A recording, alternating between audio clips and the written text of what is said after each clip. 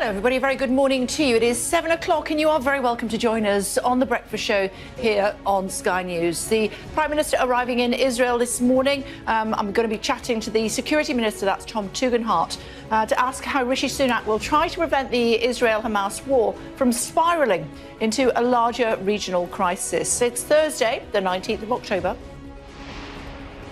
Yeah, good morning from Jerusalem. Rishi Sunak will meet Israeli Prime Minister Benjamin Netanyahu here today, beginning a two-day trip that's expected also to take in a number of neighbouring capitals. He'll urge Middle East leaders to avoid further dangerous escalations, warning that too many lives have already been lost in the Israel-Hamas war. His trip, of course, follows Joe Biden's visit to Israel yesterday, which heralded something of a breakthrough. The US president says Israel's approved his request to let some limited aid into Gaza. It's the first crack in a punishing 10-day siege on the territory and follows the devastating explosion at that Gaza hospital, which is said to have killed hundreds of people. Here at home, King Charles has called for mutual understanding among religions, saying it's vital in times of international turmoil and heartbreaking loss of life. Also this morning, a rare red weather alert in parts of Scotland for Storm Babette, which has hit Ireland after sweeping in from the Atlantic. The Met Office is warning of danger to life. This part of Scotland is expecting around a month's worth of rain in a matter of days, as well as gusts of wind that could reach up to 70 miles an hour. And the police hail what they're calling game-changing facial recognition technology, which they say is catching prolific shoplifters.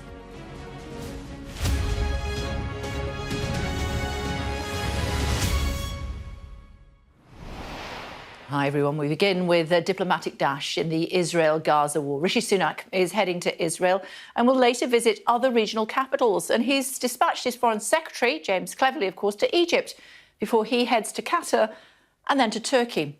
Sir Peter Westmacott, the former British ambassador to the US and Turkey, will be here to give his take later this hour. For now, though, let's bring in Mark in Jerusalem. Morning, Mark. Yes, good morning from Jerusalem. Rishi Sunak's visit follows Joe Biden's visit here yesterday. He'll meet the Israeli Prime Minister Benjamin Netanyahu and also the Israeli President Isaac Herzog before heading to unspecified capitals at the moment, but certainly elsewhere in the region. Mr. Sunak will look to build on progress made by Joe Biden, who announced last night on his way home that some aid, about 20 trucks worth, will be allowed into Gaza. That's via the territory's border crossing with Egypt, which has been closed. It's the first crack in a punishing 10-day siege of Gaza, which has put an overwhelming strain on the medical system, compounded further by Tuesday night's deadly blast at that hospital in Gaza City. About that, there remain conflicting claims over which side was responsible.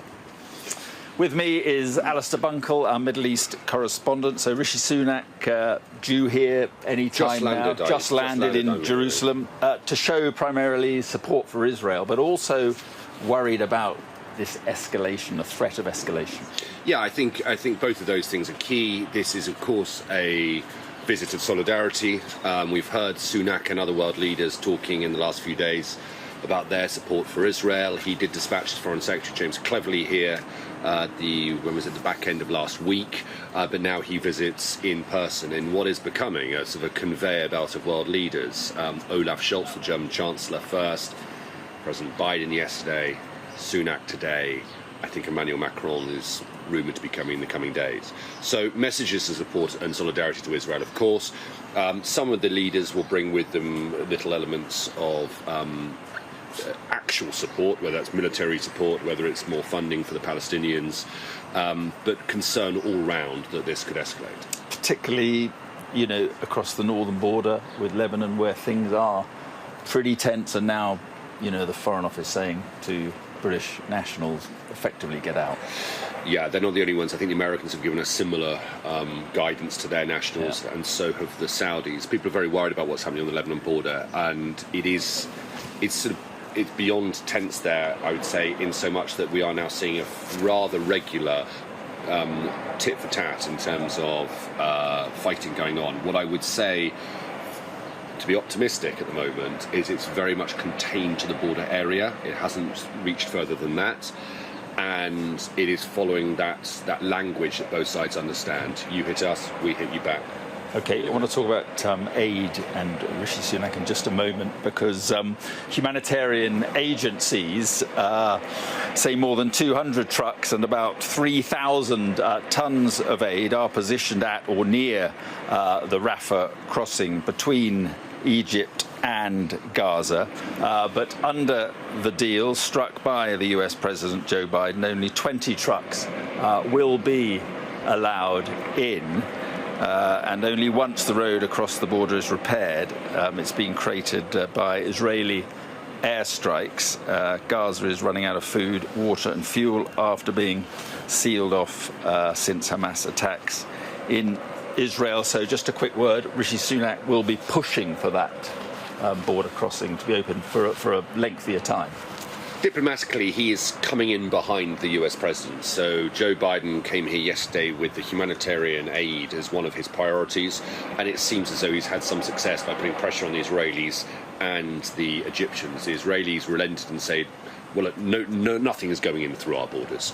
But if the Egyptians agree to let stuff through their borders, and it is purely humanitarian aid, and I suspect the Israelis will insist on checking it first, then OK, we accept that.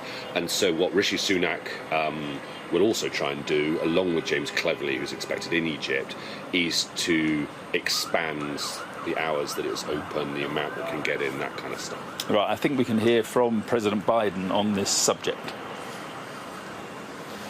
He agreed that what he would do is open the gate to do two things. One, let up to 20 trucks through to begin with. Satterfield, my ambassador, is down there in Cairo now. He's going to coordinate this. He has my authority to do what is needed to get it done. So a lot depends on Egypt. Yeah, if the Israelis are willing to give the green light for stuff to go through Egypt, then as long as the Israelis don't bomb the crossing area, which they have been doing, but if they stick to their promise and don't bomb it, then it's about the Egyptians allowing stuff through. The other thing to bear in mind is, will anyone be let out? That's what they're also trying to pressure the Egyptians to allow. Because a number dual of nationals, Britons in and dual nationals in Gaza. Yeah. So to try and allow them out. But the Egyptians seem to be much more reticent when it comes to anybody leaving Gaza. They're very worried about a massive refugee crisis. And certainly no Palestinian casualties in Gaza being let out. That is... I've had no suggestion of that at the moment. No. OK, Alistair, for now, thanks very much. Well, Hamas continues to insist that an Israeli airstrike was the cause of the hospital explosion, which they say killed more than 470 people. Israel denies being involved and has released a flurry of video and other material to back up its assertion that the blast was from a rocket misfired by Islamic Jihad, a Palestinian group allied with Hamas. Well, our data and forensic correspondent, Tom Cheshire, has been dissecting the claims and the counterclaims. This is an explosion that, first of all, has claimed lives. There's also inflamed opinion across the Middle East and the world. The Sky News data and forensics team has been examining the open-source visual evidence, video and satellite. This is what we know, and just as importantly, what we don't know. Now, this is where the Al-Ahli hospital is located, in Gaza City, in the area that Israel had warned Palestinians to evacuate from. And nearby is where we believe one of the first videos was taken. It appears to show the moment of impact. The plume of smoke you see from the explosion in this video is consistent with other videos that have been published. But there are other sources of video. The Qatar-backed TV channel Al Jazeera was broadcasting live from this location here. And as you can see from the map, it overlooks the hospital pretty directly. It's just less than a mile away.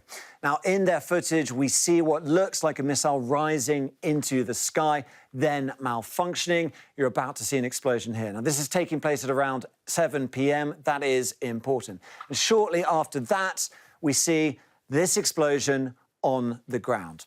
Now, we're confident that this shows the actual missile strike. These distinctive buildings you can see in that video, take note of them, because they appear to match up to these ones on the Google Earth imagery covered in solar panels at the front of the hospital. So we're confident where it is. But there is more video. This is filmed from inside Israel, first published by an Israeli television channel. It's a lot further away. Their point over here is around 12 miles from the hospital, but it does correspond. Note the timestamp. Again, it's around 7 p.m, corresponds with that Al Jazeera video when the timings for night fell and the reports of an explosion at the hospital came through. And projectiles are seen being fired into the sky to the west of the hospital in the moments before the explosion on the ground. And there's another video that's filmed from the north. We've put this in yellow so you can see that barrage. That's the same place. And then in the red over here, we're going to see the same explosion. We've put those together for comparison. Now, this is what the car park looks like in the morning. Burnt out cars, but beyond that, the damage is relatively minimal. And here's a view of the crater it left. Again, that is small, especially compared to the aftermath of previous Israeli strikes we've seen this week, which have levelled buildings and even neighbourhoods.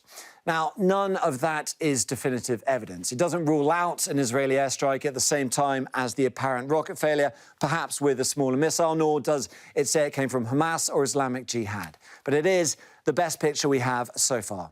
Tom Cheshire there. So, Kay, the news from here is that Rishi Sunak has arrived in Israel. He'll be having those talks with Benjamin Netanyahu here in Jerusalem shortly. So we'll bring you all that now back to you.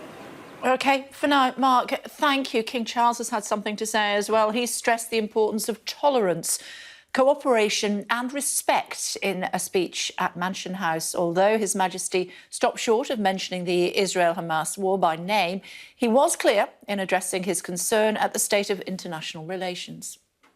One of my first acts as sovereign a little over a year ago was to open the doors of Buckingham Palace to the leaders of the major faiths represented across these islands, to welcome them with respect and indeed love, and to rededicate my life to protecting the space for faith itself within our shores. Such understanding, both at home and overseas, is never more vital than at times of international turmoil and heartbreaking loss of life. Other news, by-elections are being held in 2 constituencies today after the Conservative MPs resigned. Voters will head to the polls in mid-Bedfordshire, a seat previously held by the former Culture Secretary Nadine Dorries. A by-election is also being held in Tamworth in Staffordshire, the former constituency of Chris Pincher. Asylum seekers are set to be returned to the Bibby Stockholm today, 2 months after the discovery of Legionella bacteria in the barge's water supply. The Home Office says tests show it's now all clear and letters have been sent to asylum seekers confirming that they should reboard. The British Pregnancy Advisory Service says women are still being harassed outside abortion clinics, despite MPs voting in favour of buffer zones a year ago. The organisation says many women are being made to feel anxious and distressed by anti-abortion protesters as they enter and leave the premises. Santander is warning businesses to watch out for impersonation scams after a number of customers targeted by fraudsters doubled last month. The bank said scammers use sophisticated methods to impersonate its own employees, tricking people into sending over thousands of pounds. Netflix is rising its prices of some of its subscription plans. Customers in the US, UK and France will soon pay more for some of the advert-free options on the streaming service. Other news, the Met Office have issued a rare red weather warning for parts of Scotland, with forecasters warning of potential flooding and power outages as Storm Babette hits the UK. Katerina has more for us in Forfar in Scotland this morning. Hi, Katerina. Yes, good morning. It's just started to rain in the last minute or so, and this is just a taster of what the Met Office is warning is to come for parts of northeastern Scotland, from Dundee all the way up to Aberdeen. We're expecting about a month's worth of rain between midday today and then midday tomorrow, with that red warning, that risk to life warning coming in at 6 p.m. tonight. And that's because of the volume of rain that's going to be falling on top of a storm that already happened earlier this month in this region, and it's left the ground absolutely saturated. The Met Office, as well as the Scottish Government, warning of risk to life. They're saying there could be deep, sudden floodwaters, communities that could be absolutely cut off, and businesses here already, as you can see, getting ready. Sandbags are outside lots of businesses in this town in Angus. Schools are closing around midday, and the messaging that we're hearing from government is simply do not travel. It is simply too dangerous, and they're warning that there could also be power cuts, essential things like gas and electricity, mobile phone service cut off as this weather continues to get worse. This warning again that we're hearing, this red warning, incredibly rare, but matching the warnings that the government and the Met Offices are putting out there, that we're expecting unprecedented levels of rain, and places are preparing for that as such. Joe's here with us. Joe, how bad's it going to get?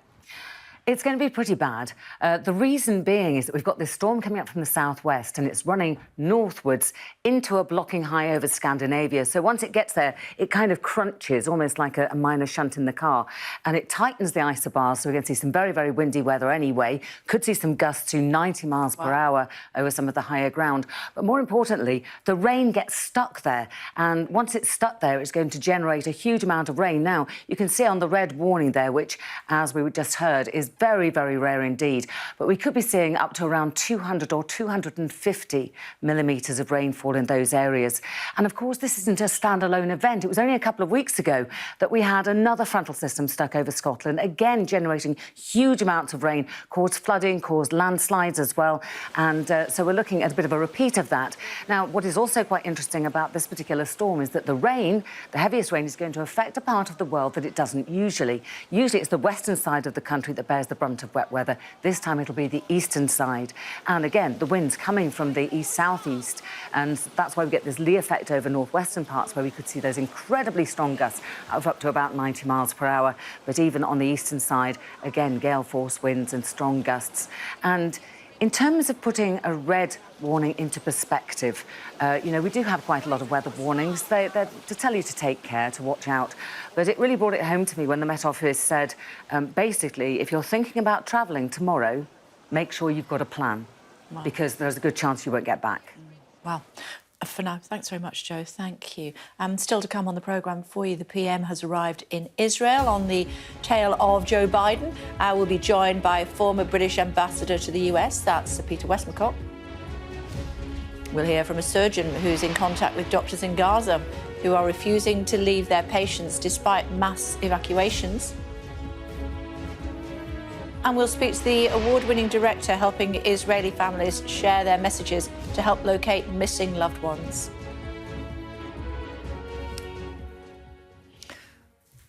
Let's talk about facial recognition, should we? Let's get more with Alice. Good morning. Morning. Yes, this is a pilot from the Metropolitan Police which started a couple of months ago, and they asked 12 retailers to submit 30 images of the worst offenders when it comes to shoplifting. Now, this was then compared against mugshots which the Metropolitan Police have from people who've been in police custody. So these images were compared using this new facial recognition technology, and they were able to identify 149 suspects. Now, this software uses biometric measurements of a person's face, and even works if someone's face is partially obscured. It takes 60 seconds, and the system can use images from CCTV, from a dashcam footage. So, of course, you can see the benefits, and I think that's why Sir Mark Rowley, the Commissioner of the Metropolitan Police, is quite excited by this new technology. They say they can help protect shops, but also they say that the majority of the offenders they identified were involved with much more serious crimes. So they're quite excited about this. But of course, anything I think to do with facial recognition, there's always concerns about accuracy and bias. And we know this new technology, it's using the same algorithm as the Metropolitan Police live recognition software.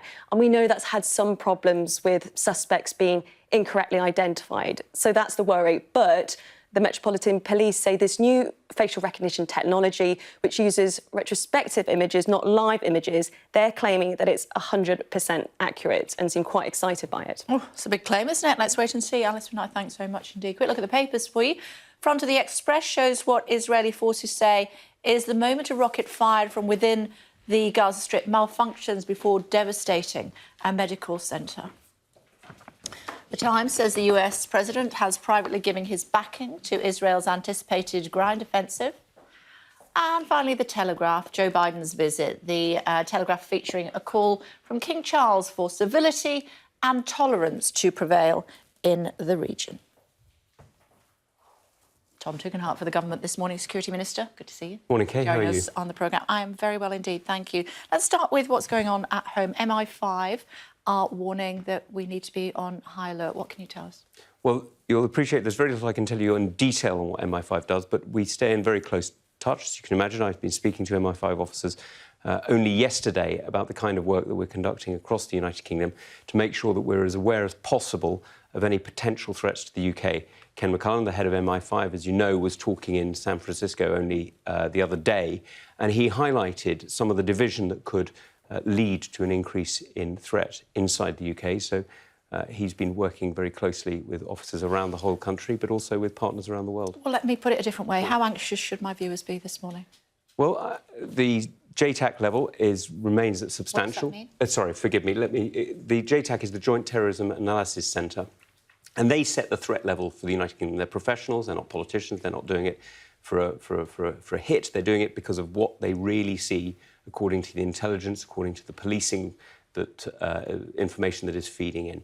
And they've set it at substantial, and they keep it under review constantly. Substantial means that there is, of course, the possibility of an incident, as there is much of the time, sadly. But the reality is there isn't an imminent likelihood at the moment. Now, that can change, of course, and the police and the intelligence services keep this under review constantly. What's the Prime Minister hope to achieve? Well, the Prime Minister is out, as you know, he's just landed in Israel, and he and the Foreign Secretary are out in the region to do two things. The first, of course, is to demonstrate our support for Israel at this moment of extraordinary trauma for a country that has just suffered 1,000 deaths in southern Israel, but also to work on the release of those hostages who are still being held in Gaza and support to the Palestinians in Gaza as well. As you know, the Prime Minister has committed an extra £10 million to supporting the emergency needs of Palestinian civilians today, and has been working with the Foreign Secretary to help get the Rafah crossing open, which President Biden was very involved in, which of course requires the agreement of the Egyptian government as well. I'll come to that, but just to talk, first of all, if I may, about what else he might do. Could he be pushing for a ceasefire? I'm sure he's working for a peaceful solution. I'm sure that's exactly what he's doing. OK. And as far as the Rafah crossing is concerned, any idea when that might open? Well, we're hoping very much in coming days. Now, I don't want to put a timeline on it because there are issues, there are logistical issues, including with the road network and with the infrastructure just to get trucks through, which may need improvement. So I hope it'll be... Potholes even in Egypt, I believe. So. And what will happen when it does open? What are we, traffic both ways? So the idea is to get emergency aid in, and we're trying to get British citizens out as well. How are we doing with that? Well, at the moment, we're still in talks, and that requires the agreement of the Egyptian government, of course, because they'd be going into Egypt. And so we're having these conversations with a wider community to make sure that we can support those British citizens who want to leave. Al Arabi Hospital, what does the British government think happened? Well, first of all, that is an extraordinary human tragedy. I know that you will have seen the images that were broadcast across social media and across the world. And I'm not going to rush to speculation. I've been speaking to our intelligence services over the last 48 hours to try and find out exactly what's happened. Until we're absolutely certain, we're not going to be saying anything. Because we've seen, sadly, what speculative reporting has led to in recent days. We've seen in social media people rushing to judgment, and we've seen people... not on this channel. Indeed not, but we've seen regular individuals who have rushed to judgment, and some of that speed, as it were, that rush to headlines, to the carelessness, has meant that there has been a genuine cost to it. And some of that cost has been because the Arab leaders who were going to engage in talks with President Biden pulled out. We've seen a synagogue, I know you were reporting it earlier, a synagogue was burnt in Tunisia. And sadly, we've seen increasing division and tension in the United Kingdom as well. It's looking increasingly likely that it was a Hamas misfire. Well, you're not going to expect me to engage in speculation for all the reasons I just set out, but I'm sure we'll be able to update as soon as we have greater information. It's not particularly speculation. We have done our own work on that, as others have as well. You have worked, you have been a part of the army in your previous career. You've been involved, I'm sure, with hand-to-hand combat. What's it going to be like in Gaza if there is a ground invasion? Look, the reality is fighting in built-up areas is extremely difficult. You get disorientated extremely quickly. It's very hard to know where your friends are, let alone where the enemy is. And it's an extremely difficult situation. That's why I would urge for all sides to, if we can find a peaceful solution, if we can find a way that protects Israel's right to self-defense and natural requirement to protect itself against these terrorists and Hamas with the ability to protect Palestinian civilians, and that would be the best solution for everybody. But the reality is that the situation in Gaza is going to be hugely difficult. You've not only got the buildings above ground, but the tunnels below. It's going to be very, very hard. Wiping out Hamas is what the Israeli government has said its mission is. Is that something the British government supports? Well, it's quite clear that Hamas are not a partner for peace. They haven't been for years. Since they emerged in the 1980s, they've been supported in various different ways by... they have been supporting in various different ways extremist movements, and they have recently been supported by the Iranian government, whose specific constitution actually includes the destruction of the State of Israel as part of the elements of it. And Hamas keeps repeating vile anti-Semitic tropes, including various blood libels and calls for the destruction of the Jewish people, not just the Jewish state. Should it be eliminated completely? Well, it's quite clear they're not a partner for peace, and I would love to see a world without Hamas in it. Let me ask you briefly, before I let you go, a story that was around over the weekend, but being a former soldier, you probably have a view about a stage being erected next to the cenotaph. I had lunch with a senior army official yesterday. He was outraged. Yeah, and he's right. It's disgraceful. Look, I mean, to many of us, the cenotaph is sacred ground. I mean, there's a reason it matters so much to our national consciousness. It's not just a memory of wars past, where many of our grandparents or great-uncles or whatever fought in the First and Second World Wars. But for many of us, it's a very living memory to our friends we lost in Iraq and Afghanistan, or indeed in other conflicts around the world. So, frankly, the fact that there is a stage there is absolutely outrageous. I'm told that the Palestinian Solidarity Campaign didn't even ask Westminster Council for permission to put it up, and I'll be doing everything that I can and making sure that this is not allowed to happen again. Minister, it's always a pleasure. Thank you very much indeed. Thank you. Thank you. A quick look at the weather for you. Warm memories wherever you go. The weather, sponsored by Qatar Airways. Strong winds over the next few days, risk of flooding and disruption. Weather warnings have been issued. Red rain warning covers parts of eastern Scotland, while amber warnings for wind and rain over more of northern Scotland. Mild, but very windy. The weather, sponsored by Qatar Airways. Still to come for insight into Israel's Security Cabinet. Mark Austin will be joined by the country's former Interior Minister and Justice Minister in just a moment.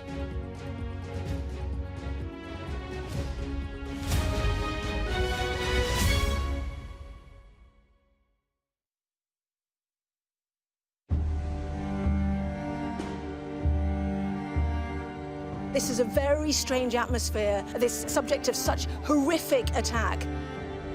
On both sides, one has to say that this is just the most awful situation. We could hear the distant sound of gunfire. It's a complete stalemate. This is a war, and it's going to go on for a very long time.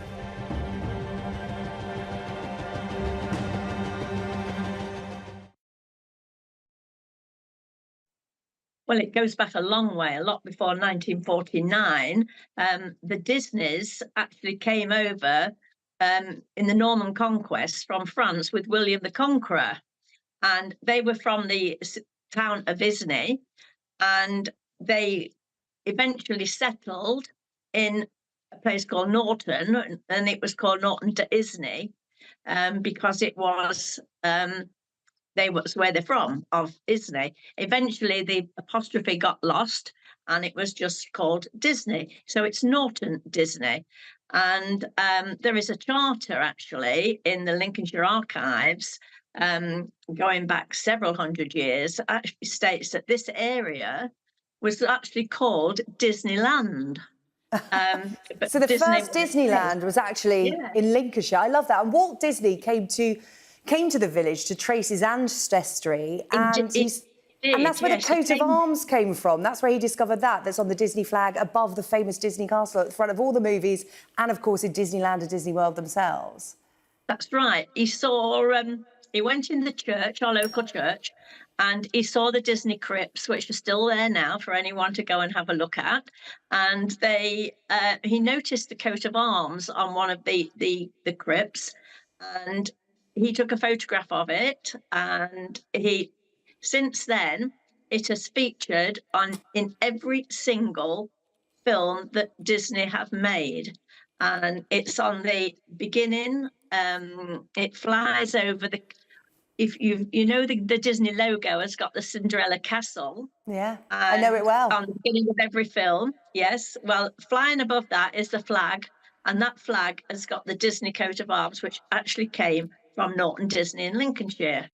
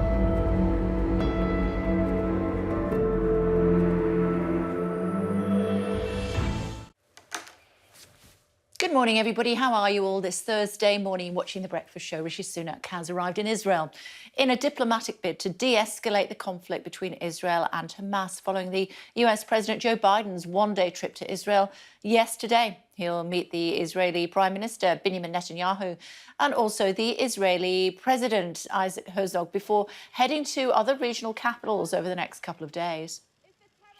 Mr Sunak will look to build on progress made by Joe Biden, who announced last night that some aid, about 20 trucks worth, will be allowed into Gaza via the territory's border crossing with Egypt. It's the first crack in a punishing 12-day siege on Gaza, which has put overwhelming strain on its medical system, compounded further by Tuesday night's deadly blast at Gaza's city's Al-Hali hospital. There remains conflicting claims over which side was responsible for that. The government minister speaking to us in the last few moments, saying that the British government is still withholding judgment until further analysis of the evidence that they've received. Also said that when the Gaza crossing opens with Egypt, hoping that British hostages and British dual nationals may well be able to leave Gaza into Egypt. We'll get more on that. But for now, back to Mark, who's standing by in Jerusalem. Thank you, Kay. Certainly no sign of British hostages going to be allowed out through Egypt.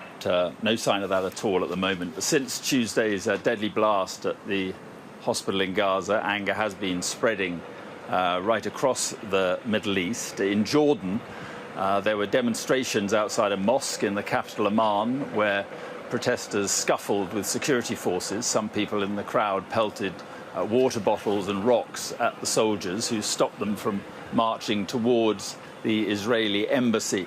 In Istanbul, overnight, thousands gathered outside the Israeli and the US consulates for a second day of major Turkish demonstrations. At the Israeli consulate, the crowd pushed against police barricades, launched fireworks at the building, and burnt Israel's flag.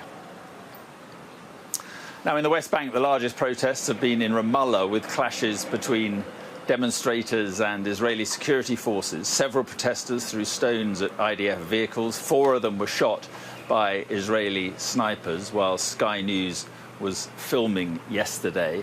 There were tense scenes also in Beirut, where hundreds of protesters clashed with Lebanese security forces near the US embassy. The crowd throwing rocks at the building and were met with riot police who lobbed dozens of tear gas canisters and fired water cannon to disperse the crowds there. And in Washington, protesters made their way inside an office building at the US Capitol. The group called Jewish Voice for Peace chanted that the world is watching as they demanded a ceasefire. 300 people were arrested at that protest. Well, those living in Gaza will be hoping the border with Egypt is open soon, so much needed medical supplies, water and food can get in. Israel has said it will allow humanitarian aid to the Gaza Strip following the blast at that hospital in Gaza City. The US President Joe Biden said it appeared the explosion had been caused by, as he put it, the other team rather than Israel.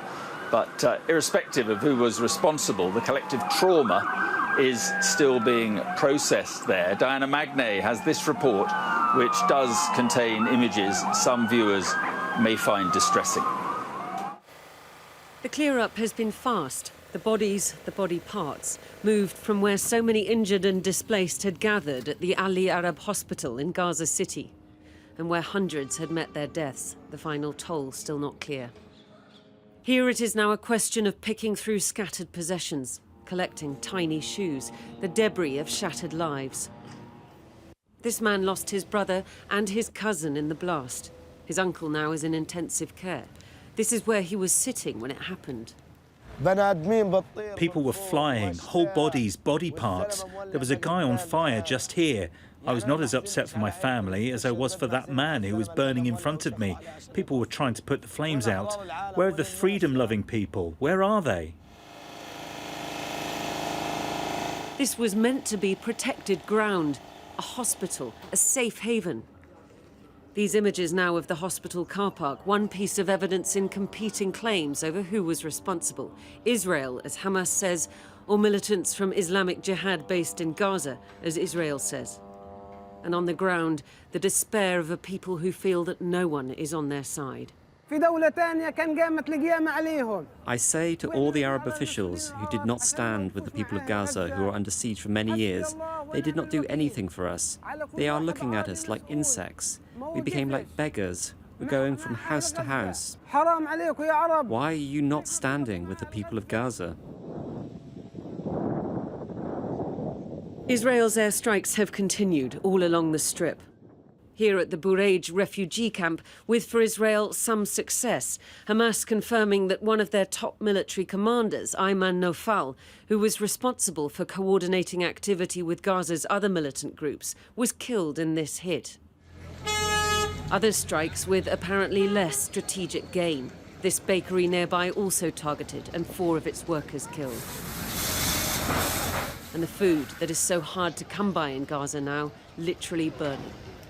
In the south of the Strip, the Rafah crossing stays closed, despite the US president's declaration that humanitarian supplies would start coming through. Another day of waiting, too, for those desperate to leave. Unfortunately, all Gaza is under attack. All Gaza is a place or a ground for complete bombing. So I ask the people out there, the people who have a heart, who do care, to find us a safe haven, or at least get us out of Gaza. At least there are some still smiling. This little boy and his sister, crouched in the rubble in the southern city of Khan Yunis, delighted and a little shy at the attention of our team. A touch of innocence amongst all this misery. But mostly it is just misery. an accumulation of bloodied body bags, and the wrenching pain of those not quite ready to say goodbye. Dannatt, Sky News. Joining me now from Tel Aviv is the former Israeli Interior Minister, a former member of the Security Cabinet, Ayelet Shaked. Thank you very much indeed for being with us. Is Israel about to move to the next stage of this and launch a large ground operation in Gaza? First of all, I need to say something about your report. It was really a distorted report because there are no two sides for the hospital issue.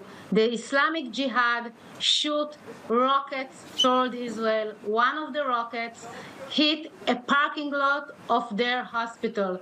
We have the data, we have the pictures, we have a voice call between Hamas. And we've, with the greatest respect, we've reported that. We reported it in detail yesterday. We carried an entire news conference about the Israelis' explanation of what happened. That report is about civilian casualties, and whatever you say about who caused it, there were numerous civilian casualties, as the pictures from our team in in Gaza show. Yes, they were, because the Hamas using their own civilian in order to have, they are using them as a human shield. You know that Israel for the last week told all the population in Gaza, please move south of Gaza River if you want to save your life. But the Hamas try to push them to stay because they are using them as a human shield. They not only slaughtered. But if they're using them, but with respect, if they're using them, it doesn't make civilian life less valuable, does it? It's heinous act by Hamas to use them as shields, but it doesn't make that civilian life less valuable. No, it doesn't. You know that the IDF is the most moral army in the world. We are trying to do whatever we can in order to prevent hurt civilians. But you need to understand that we are not fighting like a regular state. We are fighting monsters. I'm sure that your viewers saw all the atrocities they did in Israel. And our goal is one, to eliminate the Hamas from earth. We are not going to, to sit aside when they slaughtered our babies, they decapitated children, they handcuffed children, tortured their parents in front of their eyes, and then burned them. So those monsters are like the Nazis, and the Nazis should be eliminated from earth, and we will do whatever it takes in order to achieve this goal. Yeah, clearly what Hamas did are war crimes. Clearly taking hostages into Gaza is a war crime. I just wonder whether Israel laying siege effectively to a civilian population inside Gaza is also considered by many lawyers to be a war crime.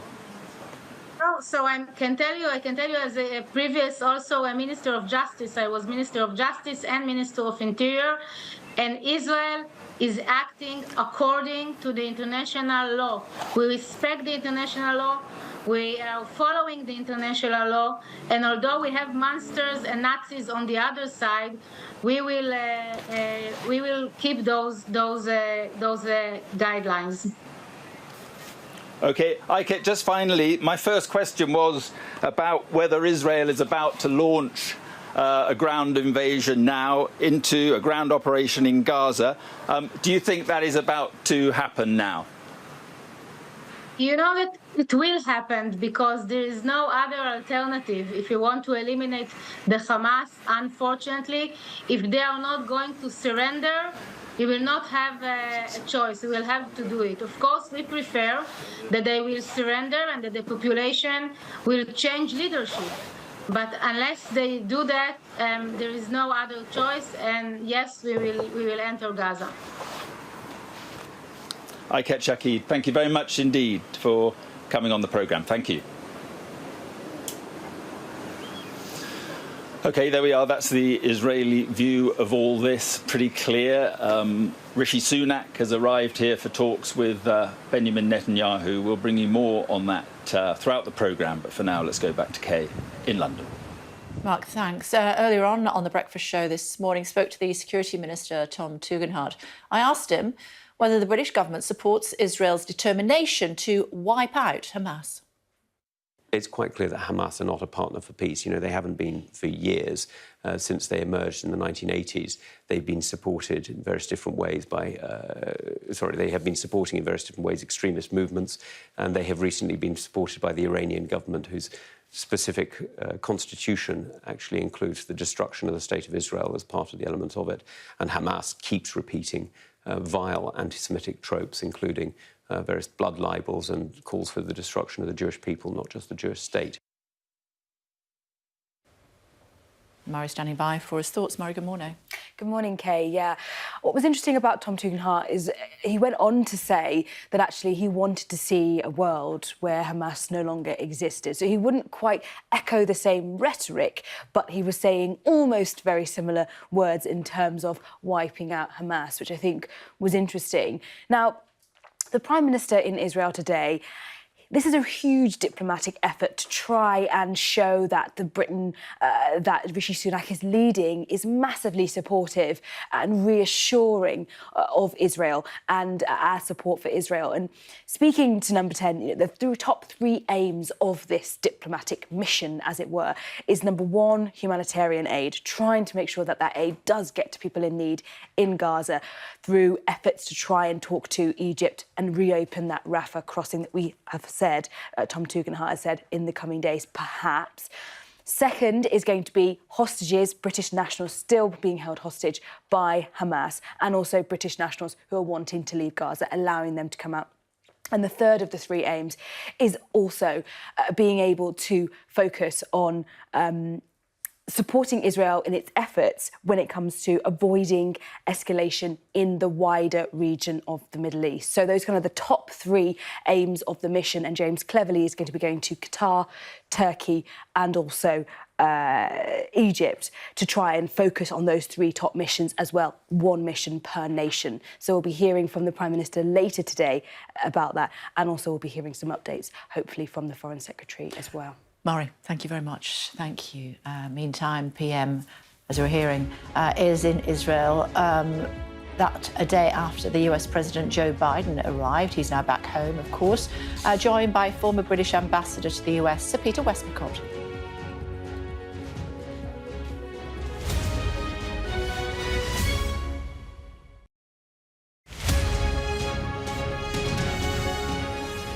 I'm Stuart Ramsey, and I'm Sky's chief correspondent. Well, there's a real sense now that people are beginning to expect that this whole airlift is coming to an end, and they're really, really desperate. We saw snatch squads going in, grabbing people and putting them into trucks. You either live and recover, or you die. OK, so that's like a war. That's the war, yes. We help you understand the world with us. Over the past 24 hours, the soldiers have been attacked on a number of occasions. It's really sending a clear message that Venezuela is eager for change. We've been crushed. To take you to the heart of stories that shape our world. They were convinced the United States would become hooked. Well, they were right. An enormous explosion has just come down. I think it was a monster's just landed in between us. The information on this could bring down the entire network, not just in Iraq and Syria, but across the world.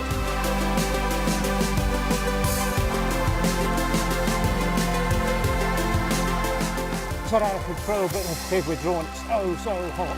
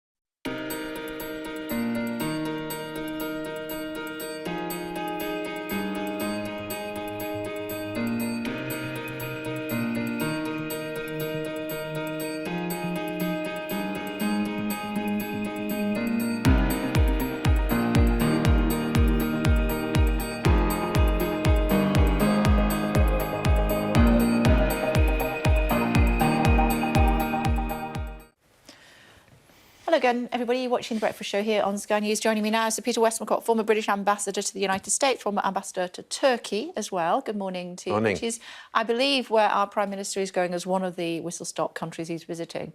What difference will it make? I think there's a lot of further work to be done on the back of President Biden's one-day visit. He went, obviously, to show Israel that he has absolutely got Israel's back, to hug, if you like, Bibi Netanyahu close. They've had a difficult relationship in the past, but it's very Biden-esque, if you like, to go and show maximum support, which is heartfelt. He does strongly believe in Israel. He is a Zionist, though he's not Jewish, but that gives him also the opportunity to deliver some more difficult messages about ensuring that whatever response there's going to be is not beyond the confines of international law and not unhelpful. He's started work on trying to do something about the humanitarian catastrophe that is in Gaza. I think our own Prime Minister can help with that. There are refugees, there are hostages that we want to get out of Gaza. And there's also a continuing message about not escalating this beyond what is helpful or necessary to put Hamas back in their box. So what role will Egypt have? We know that our own Foreign Secretary is going to Egypt as well, if he's not already there, to try and sort out what's going on with the Rafah crossing. They have said they'll open it as soon as potentially tomorrow, once they've fixed some issues there. But we need much more to go through both ways. We need much more to go through both ways. I don't think it's entirely reasonable, as some people in Israel have been saying, to say to the Israelis, please take the population of Gaza Strip as refugees into Sinai, into Egypt. Egypt doesn't want to do that. They've been there, done that. It wasn't terribly helpful. But Egypt does obviously need to be helpful over opening the crossing.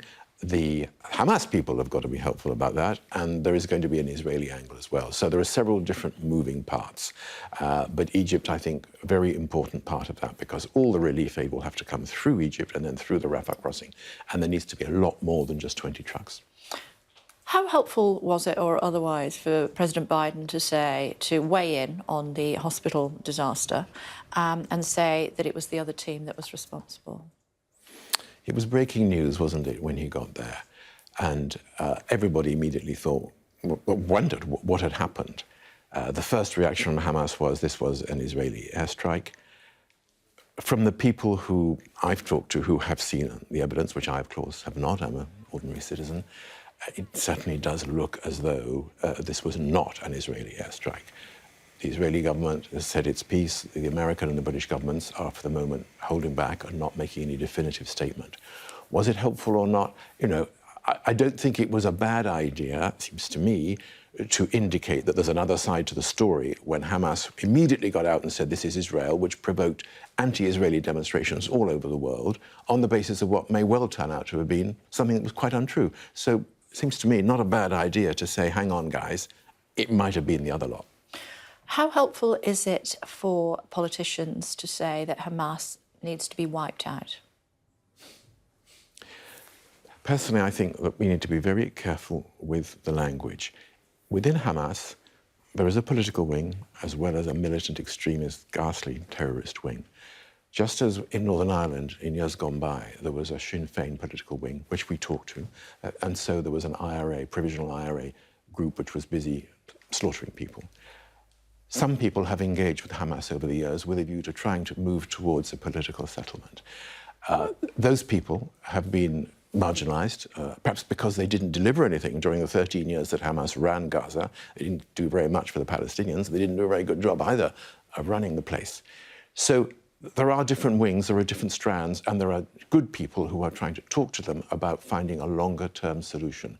Does all Hamas have to be wiped out? That sounds to me like rather extreme language. I think what we've got to do is to deal with this problem. I don't think anyone's going to say to Israel, you should not go after the perpetrators of this outrage.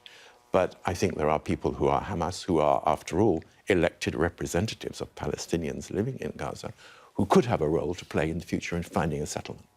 Quick thought before I let you go.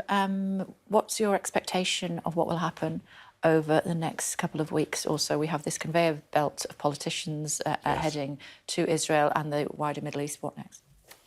I think it's quite useful to go and talk to the other neighbouring countries. Qatar has been talking to Hamas for the last 10 days. They are very important potential mediators. I think the Prime Minister is going to Turkey as well, as you were saying. Turkey is next door. The President Erdogan has long-standing support for Palestine, but also has got a much warmer relationship with Israel than he had before. Turkey, an important regional player in all these things, got millions of Syrian refugees right next door to Lebanon. I think they can play an important role, and our relationship with Turkey is warming up all the time. So I think talking to all the neighbours and trying to calm things down to the extent possible, and never losing sight of the fact, A, it's a humanitarian disaster we have to deal with, and B, we do need a longer-term diplomatic political settlement. OK, so Peter, it's good to see you. Thank you very much indeed for joining us. Thanks. Thank you. Looking at the weather for you.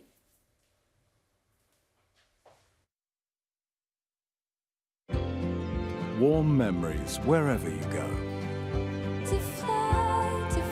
The weather, sponsored by Qatar Airways. Storm Babette will bring heavy rain and strong winds over the next few days with a risk of flooding and disruption. Weather warnings have been issued. A red rain warning covers parts of eastern Scotland, while amber warnings for wind and rain cover more of northern Scotland. The weather, sponsored by Qatar Airways. We've been hearing from the Prime Minister, and I will be able to tell you what he said in just a few moments' time. He has been tweeting about his trip to Israel. We'll have the latest on that in just a few moments' time here on Sky News.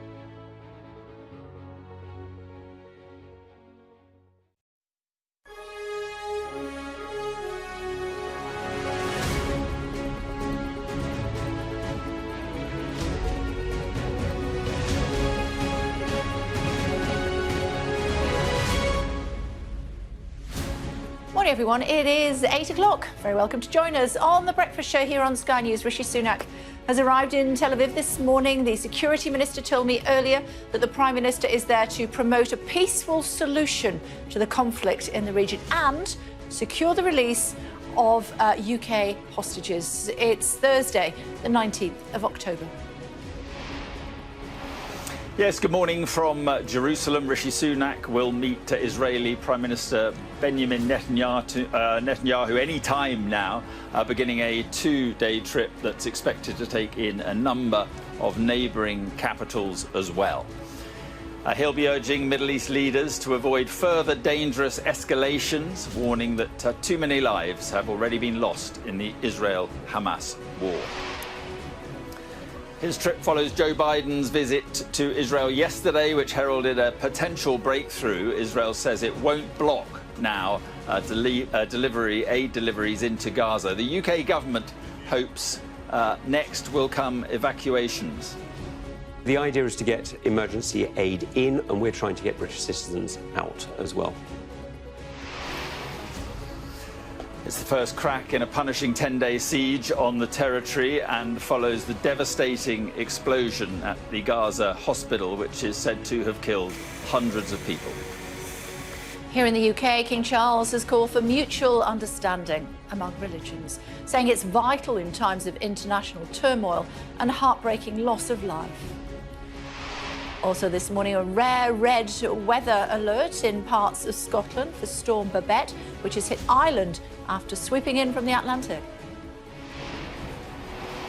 And the Met Office has now put out this risk-to-life warning as parts of Scotland, like where I am now, are expecting a month's worth of rain in a matter of hours and gusts of wind up to potentially 90 miles per hour. And police hail what they're calling a game-changing facial recognition technology, which they say is catching prolific shoplifters.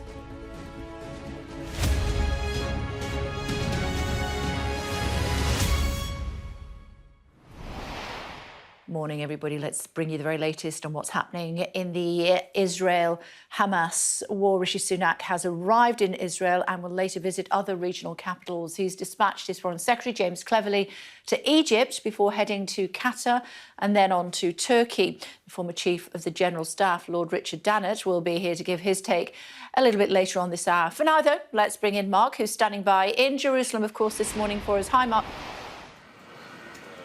Yeah, morning, Kay. Good morning from Jerusalem. Rishi Sunak's visit follows Joe Biden's visit, of course, to Israel yesterday. Rishi Sunak has tweeted, "I am in Israel, a nation in grief. I grieve with you and stand with you against the evil that is terrorism today and always." And then in Hebrew, he put the word solidarity. He'll be meeting the Israeli Prime Minister Benjamin Netanyahu any time now, and also the Israeli President Isaac Herzog, before heading to, at the moment, unspecified capitals elsewhere in the region. Mr. Sunak will look to build on progress made by Joe Biden, who announced last night that some aid, limited aid, about 20 trucks worth, will be allowed into Gaza via the territory's border crossing with Egypt. And it is the first slight crack in a punishing 10-day siege on Gaza, which has put overwhelming strain on its medical system for sure, compounded further by that blast in Gaza on Tuesday evening. There remain conflicting claims over which side was responsible for that, but our Middle East correspondent Alistair Bunkle joins me now. Alistair, clear from, well, the tweet that he's here to stand by Israel first and foremost. Yes, this is a trip of solidarity, as we saw Olaf Scholz carry out earlier in the week, the German Chancellor, and as we saw President Biden carry out yesterday. I think where it will differ from Biden's trip is I don't think there should be high expectations that the British Prime Minister and the delegation can achieve much by way of making progress on this conflict, but they will try and build on what President Biden managed to achieve yesterday, and that was the promise that the Rafah crossing will open, albeit on a limited basis, and we don't know exactly when. Maybe tomorrow. There's, I think, some logistical things they have to get in place first. But Biden managed to get Israeli approval for it, as long as it came from the Egyptian side. It is approval with conditions, but it's an approval that makes it feasible. And Rishi Sunak will just try and come in and reinforce those messages and see whether he can push it further. I want to talk more about that in just a moment. But Rishi Sunak going to these unspecified capitals, but James Cleverly is already touring the region, including Qatar, I think, and that is all about limiting potential escalation. Yeah, depending on where they go, there's certain different objectives. I think there's two reasons why the Prime Minister's office, why Downing Street are being coy on where he's going to go. One is for security reasons. Secondly, because I think it is such a fluid situation, they want to retain the ability to say, actually, you know what, drop that part of the trip because we need to go here. But we can have a pretty good guess at the sort of countries he might be going to. Egypt, Jordan, Qatar, Saudi Arabia, the sort of the players, if you like, who might be able to help make roads into this. So Qatar, you mentioned, James Cleverly due to go there. That is where Hamas's political leadership are based, and so that is a country that can have direct face-to-face talks with, or face-to-face talks, or lines into Gaza. And so if you're trying to free hostages, Qatar can play an important role. Yeah, as I say, Rishi Sunak here to talk about aid, and I want to talk to you about that in just a moment. But humanitarian agencies say more than 200 trucks and about 3,000 tons of aid are positioned at or near this Rafah crossing. That's between Egypt and Gaza. But under the deal struck by Joe Biden, only 20 trucks will apparently be allowed in, and only once the road across the border is repaired. It's cratered by Israeli airstrikes at the moment. Gaza is fast running out of food, water and fuel after being sealed off since Hamas's attacks in Israel.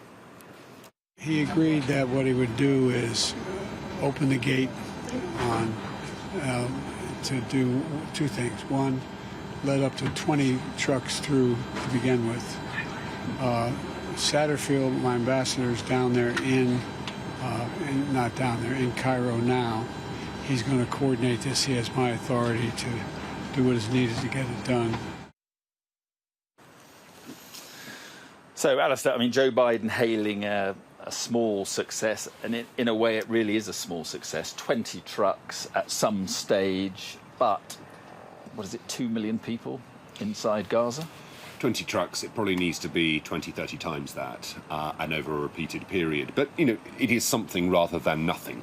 And I suspect the 20 will be a bit of a test case for all countries involved. The Egyptians to see how it goes, but the Israelis are very concerned that the trucks are not used to smuggle anything in for Hamas, and that Hamas don't then just go and steal the supplies when they come in, that they are going to the civilians of Gaza. And so I imagine that if Rishi Sunak does go or talk to the Egyptian leadership, James Cleverly is there today, it would be to support the opening of the crossing and to ensure that this is not just a one-off. It's not just 20 trucks, it's many, many more than that. And the aid can keep coming in as much as it's needed. And the other thing that they'll be trying to extract from the Egyptians is permission for dual nationals, particularly British nationals, to leave Gaza. And also, very quickly, hostages. Number of Britons missing, believed to be hostages. They'll be pushing on that. An indeterminate number, but yes, a number of Britons. And there is potentially some movement where women civilians, women, children and elderly could be released. But for whatever reason, we haven't quite got there yet. Yeah, OK. Alistair, for now, thanks very much. And, anger has spread across the Middle East with protests breaking out in the West Bank, as well as Lebanon and Egypt. Well, joining me now from Haifa is Sally Abed. She's the leader of Omdin Bayachad, which means standing together. It's a Jewish-Arab partnership movement in Israel and Palestine. Welcome back. We've talked a couple of times, but now we have this situation of, regardless of who was to blame for the explosion at the hospital, numerous civilian lives lost. That's caused these protests across the region. I just wonder how worried you are about that. Extremely worried, especially here in Haifa, in mixed cities within Israel. We're really seeing very, very concerning escalation, both of political persecution of Palestinians. We are seeing, mass arrests, firing students, university students being, just let go without any committee illegally. And we are being, persecuted. We're seeing an estimated of 17,000 pieces of weapons that Ben-Gvir, the national security minister, has distributed to people, to Jewish communities here, especially within mixed cities and mixed areas. And we are seeing very, very, very high tension. Yesterday, we are unable to actually go out and mobilize people. Anything that is in Arabic, in standing together, our movement, we have purple T-shirts that says "Umdim biyachad naqif ma'an," standing together in both Arabic and Hebrew. And the police confiscated the T-shirts yesterday because it had Arabic on it. Any Arabic signs are being confiscated in the public area, and we are seeing really extreme measures have been taken to silence any kind of Jewish-Arab solidarity in Israel, which is extremely scary. Yeah. No, sorry to interrupt you. I mean, the whole idea of standing together seems a very distant prospect as things are at the moment. For you, maybe. For us who live here, especially in mixed cities, 20% of the Israeli population is Palestinian. We have a very powerful, working, impactful, shared society, civil society, shared civil society. We have a grassroots of tens of thousands of people, who are working for years now to build a different kind of political current, a different kind of majority within Israeli society, to build the political will for peace and for anti-occupation efforts, not just as a solidarity for Palestinians, but out of Israeli interest. We are here, we exist, we are co-workers, we are colleagues, we are peers, we live together, we are neighbors. So it's not this distant thing, Palestinians and Israelis actually live together, and people, overlook this. Yeah, I think what is happening here. What is happening here with the Israeli government and these attempts to completely silence the Palestinian community here, and the left, the progressive left within Israel, who is trying to merely, honestly, just express solidarity and try to contain the pain of the people while isolating our leaderships. My point, Sally. My point, again, sorry to interrupt, my point was, do you fear that this voice of togetherness will be drowned out for quite some time now, that your voice, you've talked about the police, not allowing the T-shirts, for instance. Do you feel that your voice will be drowned out for quite some time now? I think so, but we are not giving up. We are receiving a lot of solidarity from people abroad. We are getting, tens of thousands of people here are actually wanting to do something. I think what is most concerning is the fact that the Israeli policies right now within Israel are just being completely overlooked. And what is actually happening here, the fact that a Palestinian, me, a citizen of Israel, I am at the moment not finding myself safe speaking in Arabic because there are organized civil groups that are heavily armed and that in many ways are authorized to shoot me. And that this is not something that is talked about, not talking about even, the settlers in the West Bank and what's happening there, and the complete control of the military that is backing the settlers. I think this is extremely dangerous. It's an extremely explosive event. We saw what happened in May 2021, and what is happening right now. Should it explode, it will be much, much more grave. Yeah. Okay, Sally, thank you for coming on again. Appreciate it. Thank you. Right, Rishi Sunak is in talks with Benjamin Netanyahu and also the Israeli president. We'll bring you more on that from here, Kay, but now back to you. OK, Mark, thanks. As you know, we were chatting to the UK Security Minister, Tom Tugendhat, a bit earlier on, in relation to the visit by our Prime Minister to Israel and the wider region as well. He says he supports Israel's determination to wipe out Hamas. It's quite clear that Hamas are not a partner for peace. You know, they haven't been for years. Since they emerged in the 1980s, they've been supported in various different ways by... they have been supporting in various different ways extremist movements, and they have recently been supported by the Iranian government, whose specific constitution actually includes the destruction of the State of Israel as part of the elements of it.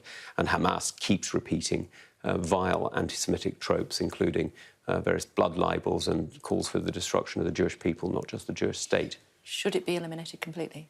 Well, it's quite clear they're not a partner for peace, and I would love to see a world without Hamas in it. You have been a part of the army in your previous career. You've been involved, I'm sure, with hand-to-hand combat. What's it going to be like in Gaza if there is a ground invasion? Well, look, the reality is fighting in built-up areas is extremely difficult. You get disorientated extremely quickly. It's very hard to know where your friends are, let alone where the enemy is. And it's an extremely difficult situation. That's why I would urge for all sides to, you know, if we can find a peaceful solution, if we can find a way that protects Israel's right to self-defence and natural requirement to protect itself against these terrorists and Hamas, with the ability to protect Palestinian civilians, and that would be the best solution for everybody. But the reality is that the situation in Gaza is going to be hugely difficult. You've not only got the buildings above ground, but the tunnels below. It's going to be very, very hard. Mari, a former soldier, he knows what he's talking about when it comes to, you know, house-by-house combat. Yeah, it's several terms he's served, but also interesting what he had to say about Hamas. Yeah, exactly. So he said he wanted to see a world where Hamas was no longer in it. Kind of mirroring the message that we've heard from Israel and from Biden, but not necessarily in the same words. And as you say, he was kind of outlining the difficulty, if there was to be that ground invasion in Gaza, of actually what that would look like on the ground. And as you asked him, you know, he essentially replied saying it'd be incredibly difficult, disorientating, and actually very hard to know where your friends are, never mind your enemies. So it was interesting to see his take on that. But we've got the Prime Minister in Israel today, you know, huge diplomatic effort to try and show solidarity and support for Israel. But we've got a small update here from the spokesperson of the Israeli president. Now, Israeli President Herzog, it says Mr. Sunak will meet today at 11 a.m. That's Israeli time, so 9 a.m. That's him on the flight there. 9 a.m. UK time, so in about 40 minutes with the Prime Minister and at the President's residence in Jerusalem. The meeting will be closed to the media. So we won't be seeing that meeting live, but presumably we'll then get an update after. And also Rishi Sunak will then be meeting with Benjamin Netanyahu as well. So two very significant How long is he staying in the region for? Well, we don't know the details yet. The expectation is he'll be in Israel today and then perhaps he will go to other places in the Middle East, perhaps later today or tomorrow. But Number 10 aren't announcing any details about which nations he might visit. They say it's for security reasons, but also realistically, I think it would be safe for them to not jump the gun because of what happened with Biden, where there was supposed to be that big meeting in Jordan that then ended up getting cancelled because of events that unfolded. So I think they probably don't want to fall into the same trap. OK, Funai, thanks very much indeed. Thank you. Meantime, King Charles, he's stressed the importance of tolerance, cooperation and respect in a speech at Mansion House. Although His Majesty stopped short of mentioning the Israel-Hamas war by name, he was clear in addressing his concern at the state of international relations. One of my first acts as sovereign a little over a year ago was to open the doors of Buckingham Palace to the leaders of the major faiths represented across these islands, to welcome them with respect and indeed love, and to rededicate my life to protecting the space for faith itself within our shores. Such understanding, both at home and overseas, is never more vital than at times of international turmoil and heartbreaking loss of life. Looking at some of today's other stories for you now on the programme, by-elections are being held in 2 constituencies today after the Conservative MPs resigned. Voters will head to the polls in Mid-Bedfordshire, a seat previously held by the former Culture Secretary Dean Dorris. A by-election is also being held in Tamworth in Staffordshire, the former constituency of Chris Pincher. Asylum seekers are set to be returned to the Bibby Stockholm today, 2 months after the discovery of Legionella bacteria in the barge's water supply. The Home Office says tests show it's now all clear and letters have been sent to asylum seekers confirming that they will reboard. British Pregnancy Advisory Service says women are still being harassed outside abortion clinics despite MPs voting in favour of buffer zones a year ago. The organisation says many women are being made to feel anxious and distressed by anti-abortion protesters as they enter and leave the premises. Santander is warning businesses to watch out for impersonation scams after a doubling in the number of customers targeted by fraudsters in just a month. The bank said scammers use sophisticated methods to impersonate its own employees, tricking people into sending over thousands of pounds. Netflix is raising the price of some of its subscription plans. Customers in the US, UK and France will soon pay more for some of the advert-free options on the streaming service. The Met Office has issued a red weather warning for parts of Scotland, with forecasters warning of potential flooding and power cuts as Storm Babette hits the UK. Let's get more with Katerina. Yes, well, some of those power cuts are already affecting areas in the northeastern part of Scotland, and that's because of what we are starting to see, the beginning of now this unprecedented volume of rain that the Met Office as well as the Scottish Government have warned about. This red warning, extremely rare, but they've issued that and saying that there is a serious risk to life because they are expecting a month's worth of rain in this part of Scotland, from Dundee up to Aberdeen, a month's worth of rain in just a matter of hours. People are being told quite simply to stay at home. Schools in the area are closing from around midday today. And as you can see, these businesses in the town where we're now in a place called Forfar, businesses already getting ready and doing what they can. But when they're being told that they should expect unprecedented levels of rain, it does make you wonder what are, a small pile of sandbags really going to do. But what really can they do? So sandbags at the ready here. We've just spoken with a lady who runs this beauty salon here. She's just had a delivery of sandbags. She says this part of town always floods, and when they're being told to expect unprecedented levels of rain, she says by the end of today they are going to be absolutely swimming. I don't think it's overstating it to say that the gravity of the warnings that have been issued really just emphasise how serious the risk there is here. Not only is there that enormous amount of rain that's being expected from midday today, with that red risk coming in from 6 p.m. tonight until midday tomorrow. There are also warnings from the Met Office of gusts of wind expecting, 70 miles per hour plus. And because of that, there's also warnings of power cuts we've already seen happening in some areas. We're being told that essential services, gas, electricity, mobile phone signal could also be affected. And also some rural communities are being told they could expect to be cut off for several days. So the warnings and the guidance that's being issued to people in this area of Scotland is stay at home, do not travel, stay safe. Joe's got more for us in the studio. Hi, Joe. How bad is it going to be for the rest of us? It's not going to be particularly good anywhere. I mean, the red alert is obviously over Scotland, eastern Scotland to be specific, but there are yellow and amber alerts elsewhere. We are looking at an extreme amount of water. This storm actually originated in the Pacific and it's travelled a long way around the world. But it actually kind of really formed and got stronger down close to Iberia. And there's a second storm behind that was named Ayelet by the Portuguese Met Office. And so what's happening really is this first storm is coming its way northwards and then it's bumping into high pressure across Scandinavia and it can't go any further. And that's where we're getting this prolonged period of rainfall, which could give up to around 200, 250 millimetres in some of the wetter spots. And then behind that, this other storm, which is coming up tomorrow.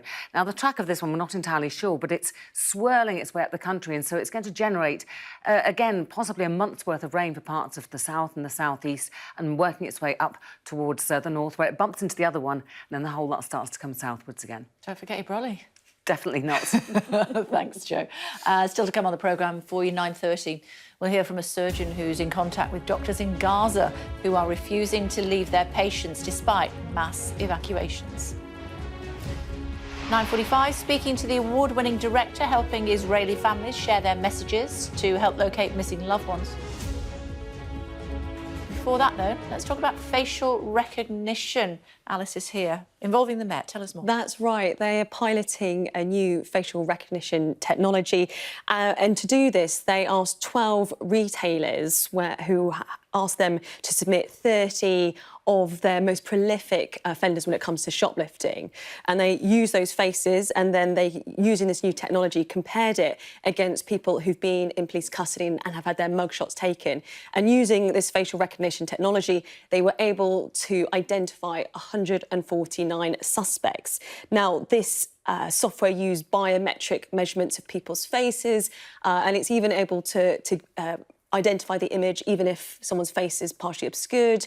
It can be done in just 60 seconds, and you can use photos from CCTV to dashcam footage. So, of course, you can see the advantage of it, and the Metropolitan Police say they're really excited about it because this software, what they've realised through this pilot is people who've been identified as prolific offenders when it comes to shoplifting. They're saying that the majority of them are very serious offenders of lots of other crimes as well. So they're hoping that this new technology can help protect shops, but also help identify serious criminals as well. So that's what the Met are hoping for. But of course, there are some serious concerns when it comes to issues to do with bias and accuracy as well, because we know this new technology, it's using the same algorithm as the Met's facial recognition technology that they use in live situations as well. And that's come under some criticism for inaccurately finding suspects who, in fact, were innocent. So that's the worry. But this new technology, which uses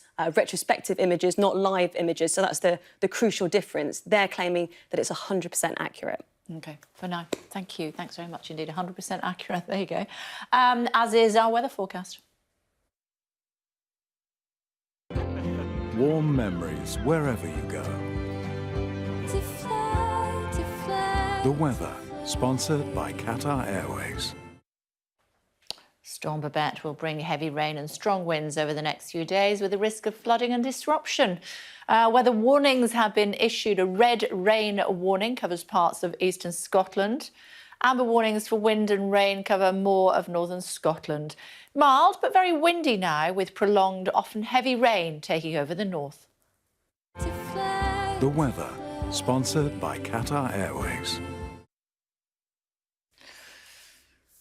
More than 400 pets have been rescued from an animal trafficking ring in Spain.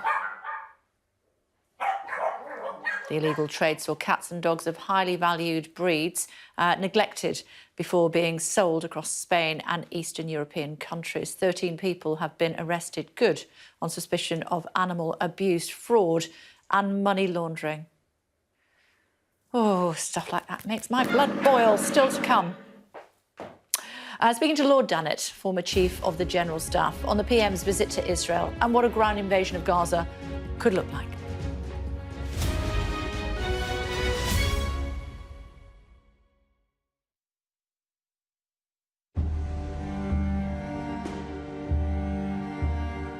This is a very strange atmosphere, this subject of such horrific attack.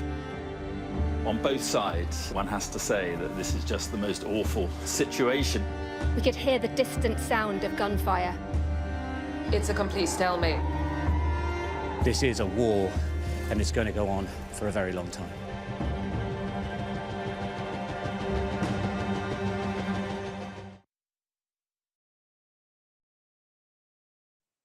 Well, it goes back a long way, a lot before 1949. The Disneys actually came over in the Norman Conquest from France with William the Conqueror. And they were from the town of Isny, and they eventually settled in a place called Norton, and it was called Norton to Isny because it was where they're from, of Isny. Eventually, the apostrophe got lost, and it was just called Disney. So it's Norton Disney. And there is a charter, actually, in the Lincolnshire archives, going back several hundred years, actually states that this area was actually called Disneyland. So the first Disneyland was actually in Lincolnshire. I love that. And Walt Disney came to the village to trace his ancestry, and that's where the coat of arms came from. That's where he discovered that. That's on the Disney flag above the famous Disney castle at the front of all the movies, and of course in Disneyland and Disney World themselves. That's right. He saw. He went in the church, our local church, and he saw the Disney crypts, which are still there now for anyone to go and have a look at.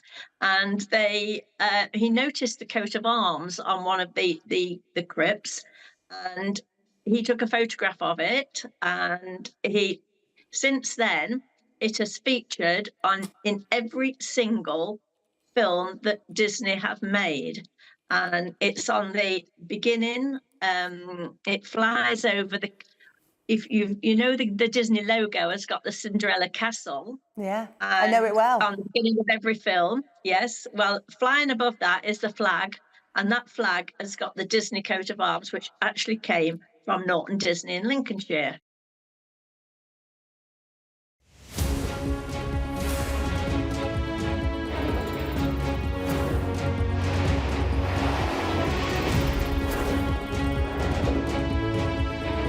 The 5 of us have made it out of the car.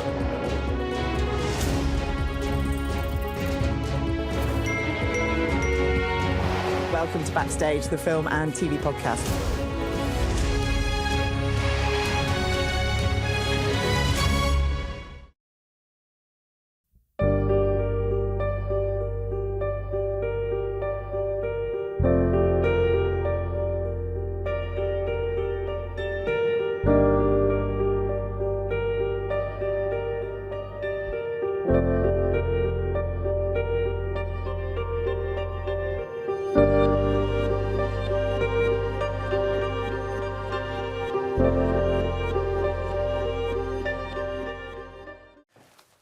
Hello again, everybody. How are you all doing? It is Thursday morning. You're watching The Breakfast Show here on Sky News. Let's bring you some of the key points that have been developing so far today. A diplomatic bid to de-escalate the conflict between Israel and Hamas following the US President Joe Biden's one-day trip to Israel yesterday. He's going to meet the Israeli Prime Minister Benjamin Netanyahu and the Israeli President Isaac Herzog before heading to other regional capitals over the next couple of days. Mr. Sunak will look to build on progress made by Joe Biden, who announced last night that some aid, about 20 trucks worth, will be allowed into Gaza via the territory's border with Egypt. First crack in a punishing 12-day siege on Gaza, which has put overwhelming strain on its medical team, compounded further by Tuesday night's deadly blast at the Gaza City Hospital. There remain conflicting claims over which side was responsible. We've been hearing from the Prime Minister, spoke to reporters shortly after landing in Israel. He said, "You've suffered an unspeakable, horrific act of terrorism, and I want you to know that the United Kingdom and I stand with you." Mark has more for us now in Jerusalem. Mark, morning. Yep, good morning from Jerusalem. Rishi Sunak is here, and he is having talks right now with Benjamin Netanyahu. Well, since Tuesday's deadly blast at that hospital in Gaza, anger has been spreading across the Middle East. In Jordan, there were demonstrations outside a mosque in the capital Amman where protesters scuffled with security forces. Some people in the crowd pelted water bottles and rocks at soldiers who stopped them from marching towards the Israeli embassy.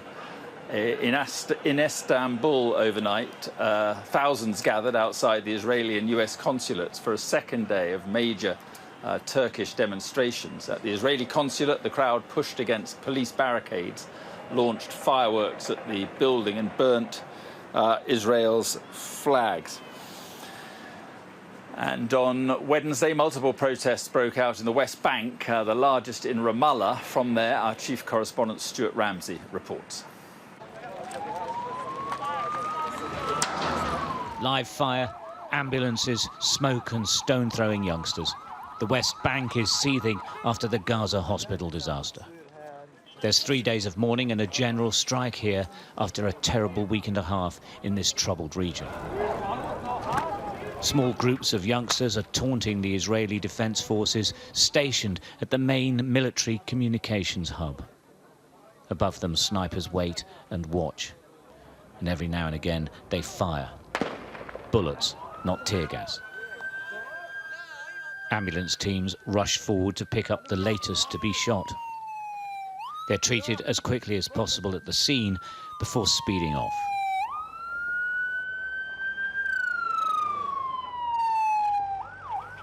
There's nothing unusual about these pictures on the West Bank, but 4 youngsters were shot for throwing stones right in front of us, and we didn't stay for a very long time. It says so much about life here and how violence dominates everything. Over 60 people have been killed in clashes in the last week or so on the West Bank. It's not much reported, but it is a fact, and that's something that really explains how this has changed. 60 is hardly mentioned. That's because so many are dying in Gaza and, of course, in that attack by Hamas. The centre of Ramallah was brought to a standstill by relatively modest crowds demonstrating against events in Gaza. The West Bank has been quite quiet since the Hamas attack in southern Israel, and Hamas wanted people on the streets. The crowd paused for prayers for the people of Gaza, led by Hassan Youssef. He's a senior Hamas leader. Beyond a no doubt Israel wants him, his presence will be noted.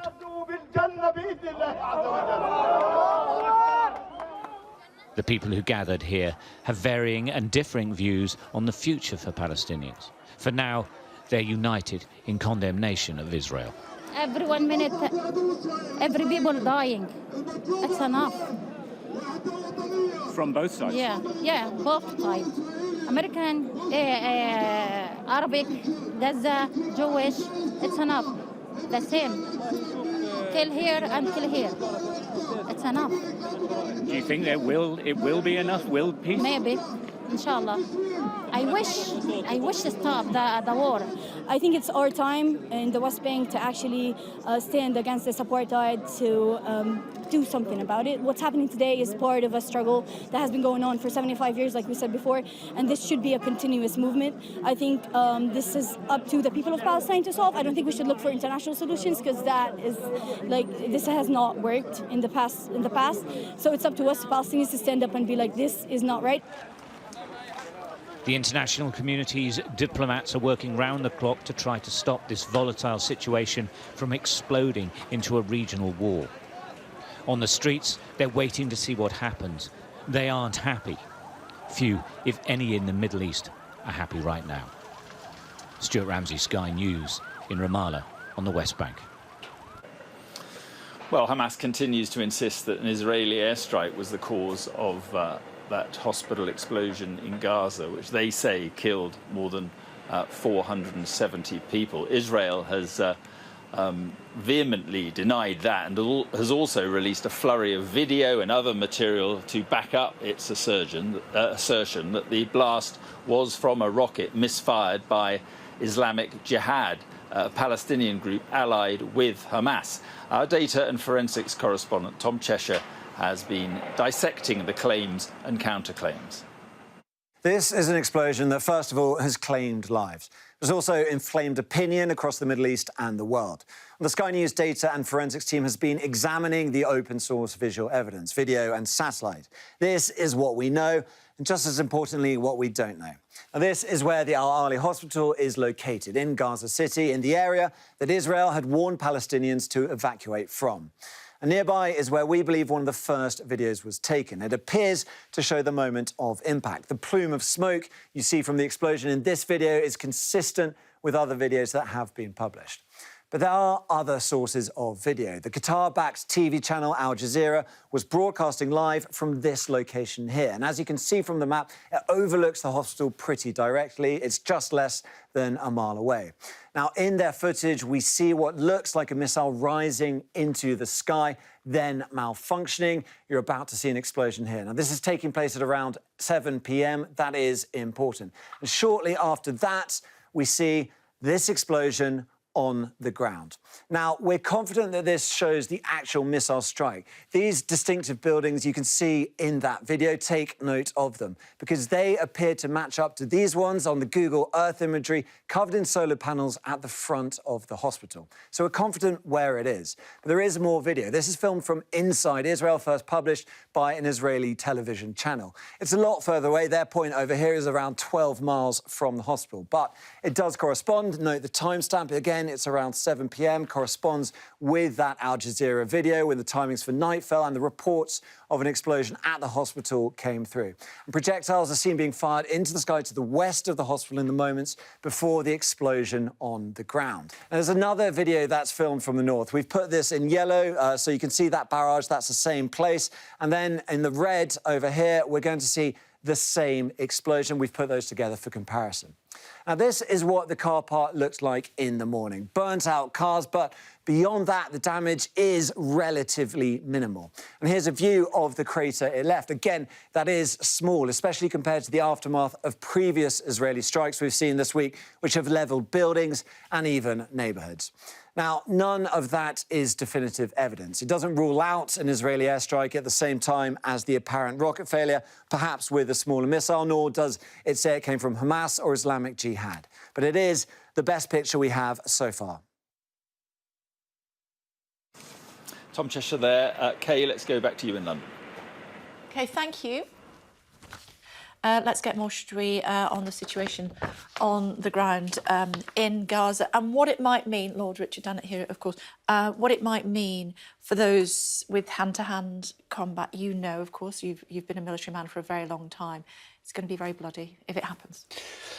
I'm sure it will happen. It has the potential to be very bloody. You're absolutely right. I think the big factor, the big contextual factor, if you like, is the network of tunnels which Hamas have prepared really over the last 15, 20 years. And that's a really significant factor for the Israelis. To have to fight in tunnels underground is reminiscent of some aspects of the First World War. Actually, if you reflect on the tunnels, it's a terrible waste of money. A lot of international aid money that's come into Gaza has been used by Hamas to create this great maze of tunnels. How much better it would have been if they put it into the social infrastructure of their country. But the Israelis absolutely know they've got to find the access points to those tunnels. They've got to destroy as many of them as they possibly can. That's where Hamas keeps its rockets, its ammunition, has its command centres and all the rest of it. So it's going to be a war on the ground. It's going to be a war below the ground as well. And I think for young Israeli soldiers, very, very difficult. Gaza Metro, as it's called. I mean, these tunnels are huge. Rolls Royces can be transported in them, racehorses and the like. It's not as if if they want to, yes. And they have been in the past. Why do you think it's not happened yet? I think it's not happened yet because I think the IDF need to prepare properly. Let's face it, on 7th of October represented a huge intelligence failure by the Israeli intelligence services. So they've needed to play catch-up as much as they possibly can, get as much information as they possibly can about Hamas and certainly the location of tunnels. And also bear in mind that the standing Israeli army is relatively small. They've had to mobilise some 300,000 reservists and get them ready, get them back into a military mindset, if you like, get them prepared, get them briefed, get them rehearsed to an extent. So I think the delay is entirely reasonable. Of course, what we've seen during this period of delay is the increased exposure and criticism of the Israelis as a result of airstrikes and so on. And I think the quite outrageous coverage of the hospital attack a couple of days ago. Now, I haven't been there, I'm not an expert, but having listened to all the evidence and looked at the pictures and just thought about it, the likelihood of this being an Israeli attack is, in my view, is very low. I was told by someone who visited the hospital quite recently that it was struck last Saturday. The Anglican church that runs it told the Israeli government, look, this is an international hospital run by the Christian Anglican Church. So the Israelis knew it was a hospital. And you have to ask yourself the question, would they deliberately strike it again and attract all the international criticism that they have copped anyway? Much more likely that it was, as the Israelis say, a rogue jihadist missile that malfunctioned. And we've seen what the effect on the ground was. That's a much more likely explanation. So, go back to your original question, I think the sooner now the Israelis go in on the ground, the better. But it will be a difficult operation, and let's hope that they can keep it focused, disciplined, and keep Gazan casualties to the minimum. While the world is focused on the Middle East, what's happening in Ukraine? Well, of course, the big winner of all this, the international focus having switched to Israel, is benefiting Vladimir Putin, because the eyes of the world have switched away from Ukraine. Where we are in Ukraine is the offensive that the Ukrainians have been wanting to mount over the last few months is making slow progress. Some evidence of counter-attacks by the Russians themselves. But again, it comes back to the wider point that Vladimir Putin represents not just a threat to European security. In some ways, he mirrors what the situation was in the 1930s. Where we had a threat rising in Europe, which we didn't respond to. Now, Vladimir Putin is not just a threat, he's a known aggressor.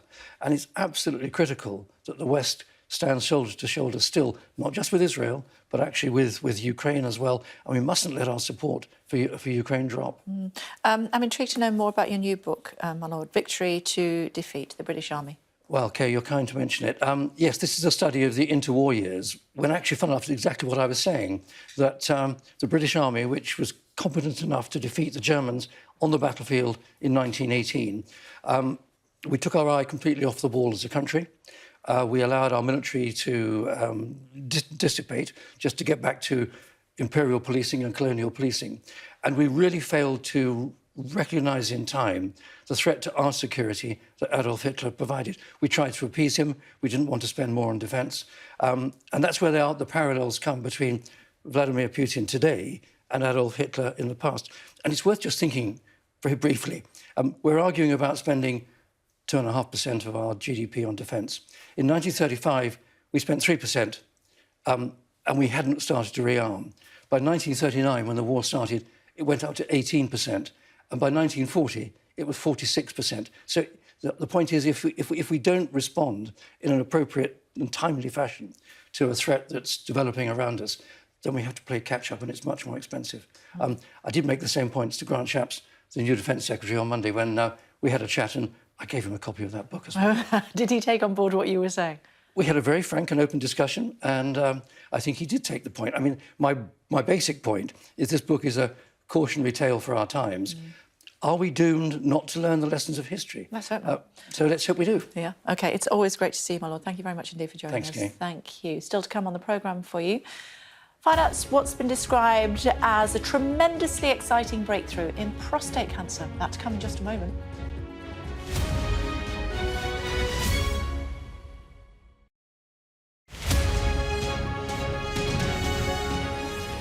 I'm Stuart Ramsey, and I'm Sky's chief correspondent. Well, there's a real sense now that people are beginning to expect that this whole airlift is coming to an end, and they're really, really desperate. We saw snatch squads going in, grabbing people and putting them into trucks. You either live and recover, or you die. OK, so that's like a war. That's the war, yes. We help you understand the world with us.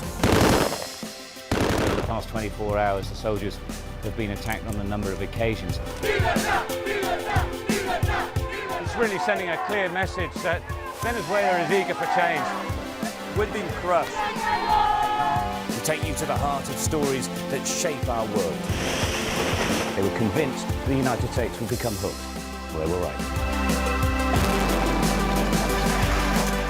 An enormous explosion has just come down. I think it was a monster's just landed in between us. The information on this could bring down the entire network, not just in Iraq and Syria, but across the world.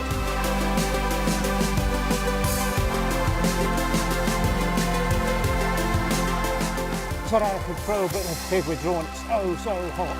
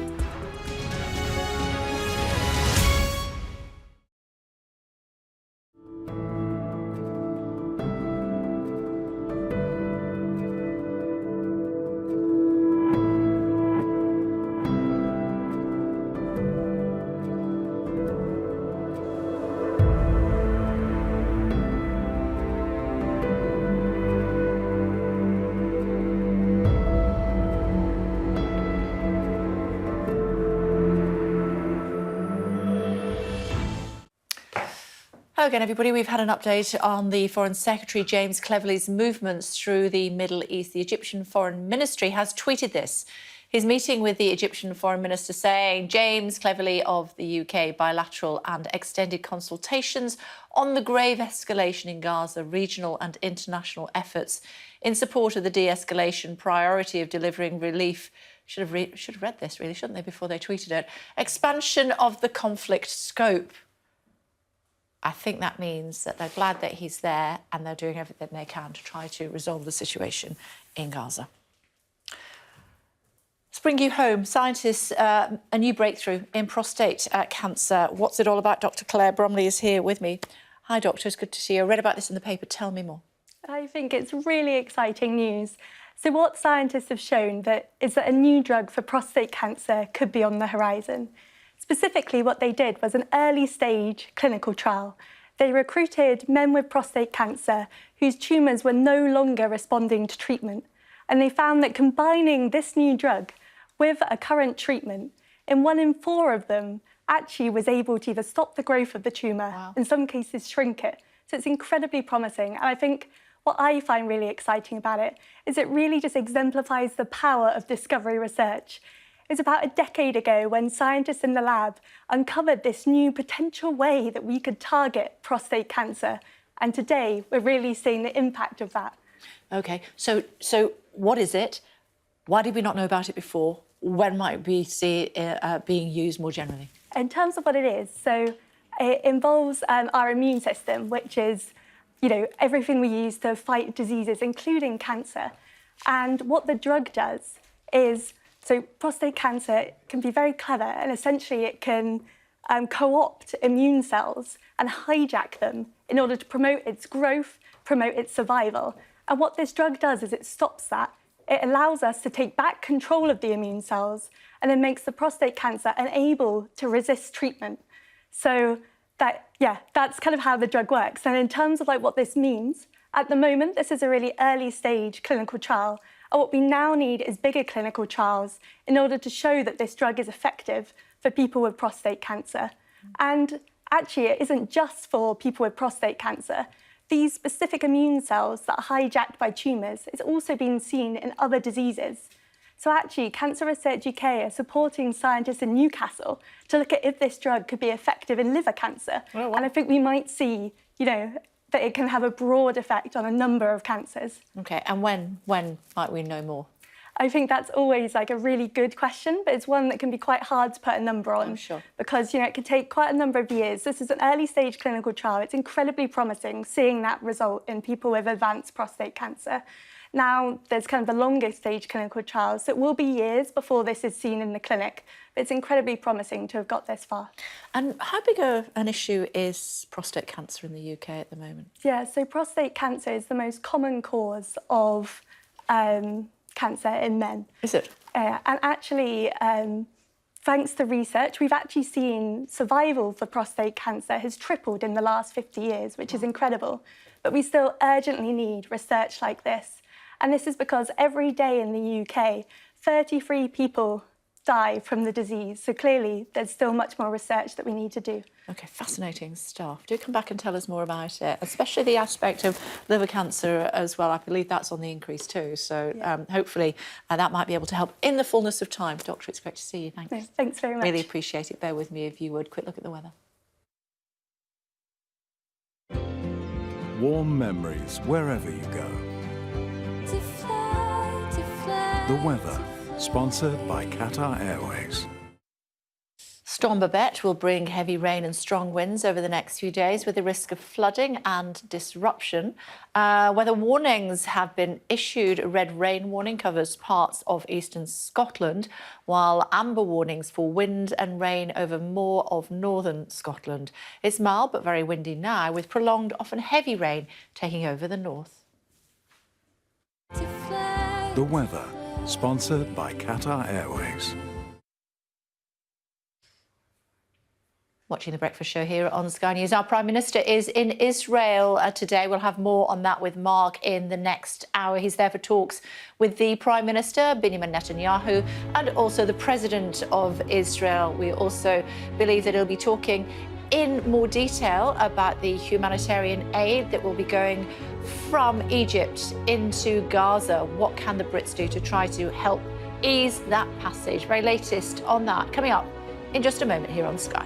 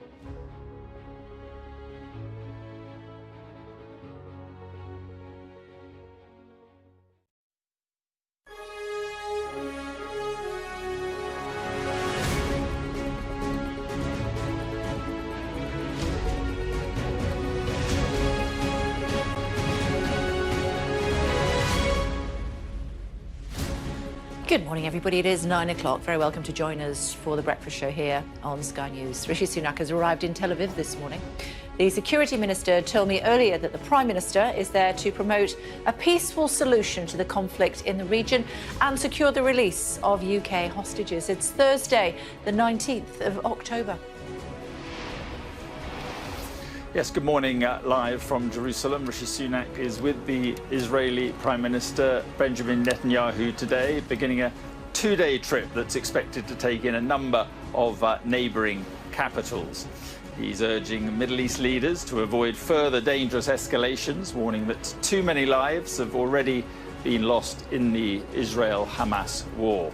His trip follows Joe Biden's visit to Israel yesterday, which heralded a potential breakthrough. Israel says it won't block aid deliveries into Gaza, and the UK government hopes next is evacuations. It's the first crack in a punishing 10-day siege on the territory and follows the devastating explosion at that hospital, which is said to have killed hundreds of people. Earlier, I spoke to the Security Minister Tom Tugendhat and asked if he supports Israel's determination to wipe out Hamas. It's quite clear they're not a partner for peace, and I would love to see a world without Hamas in it. King Charles has called for mutual understanding among religions, saying it's vital in times of international turmoil and heartbreaking loss of life. Also this morning, a rare red weather alert in parts of Scotland for Storm Babette, which has hit Ireland after sweeping from the Atlantic.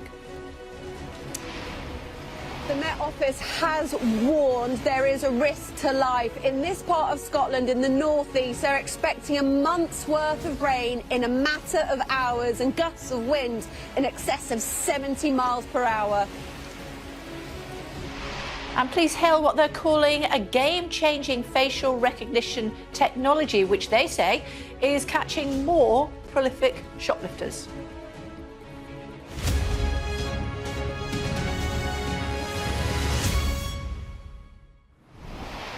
Morning, everybody.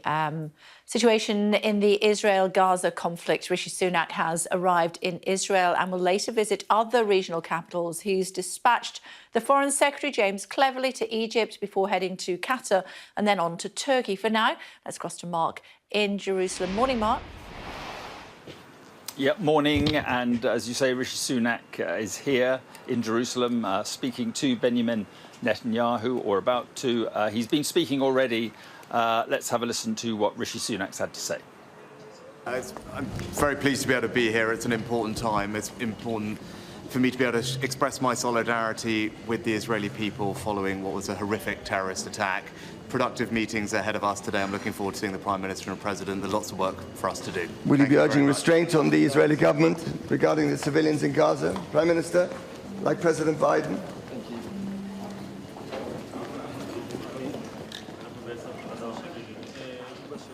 So there we are. Mr. Sunak is right now with the Israeli Prime Minister, Benjamin Netanyahu, and he'll later be speaking to the President, Isaac Herzog, before heading to unspecified capitals in the region, where he'll be talking to leaders there.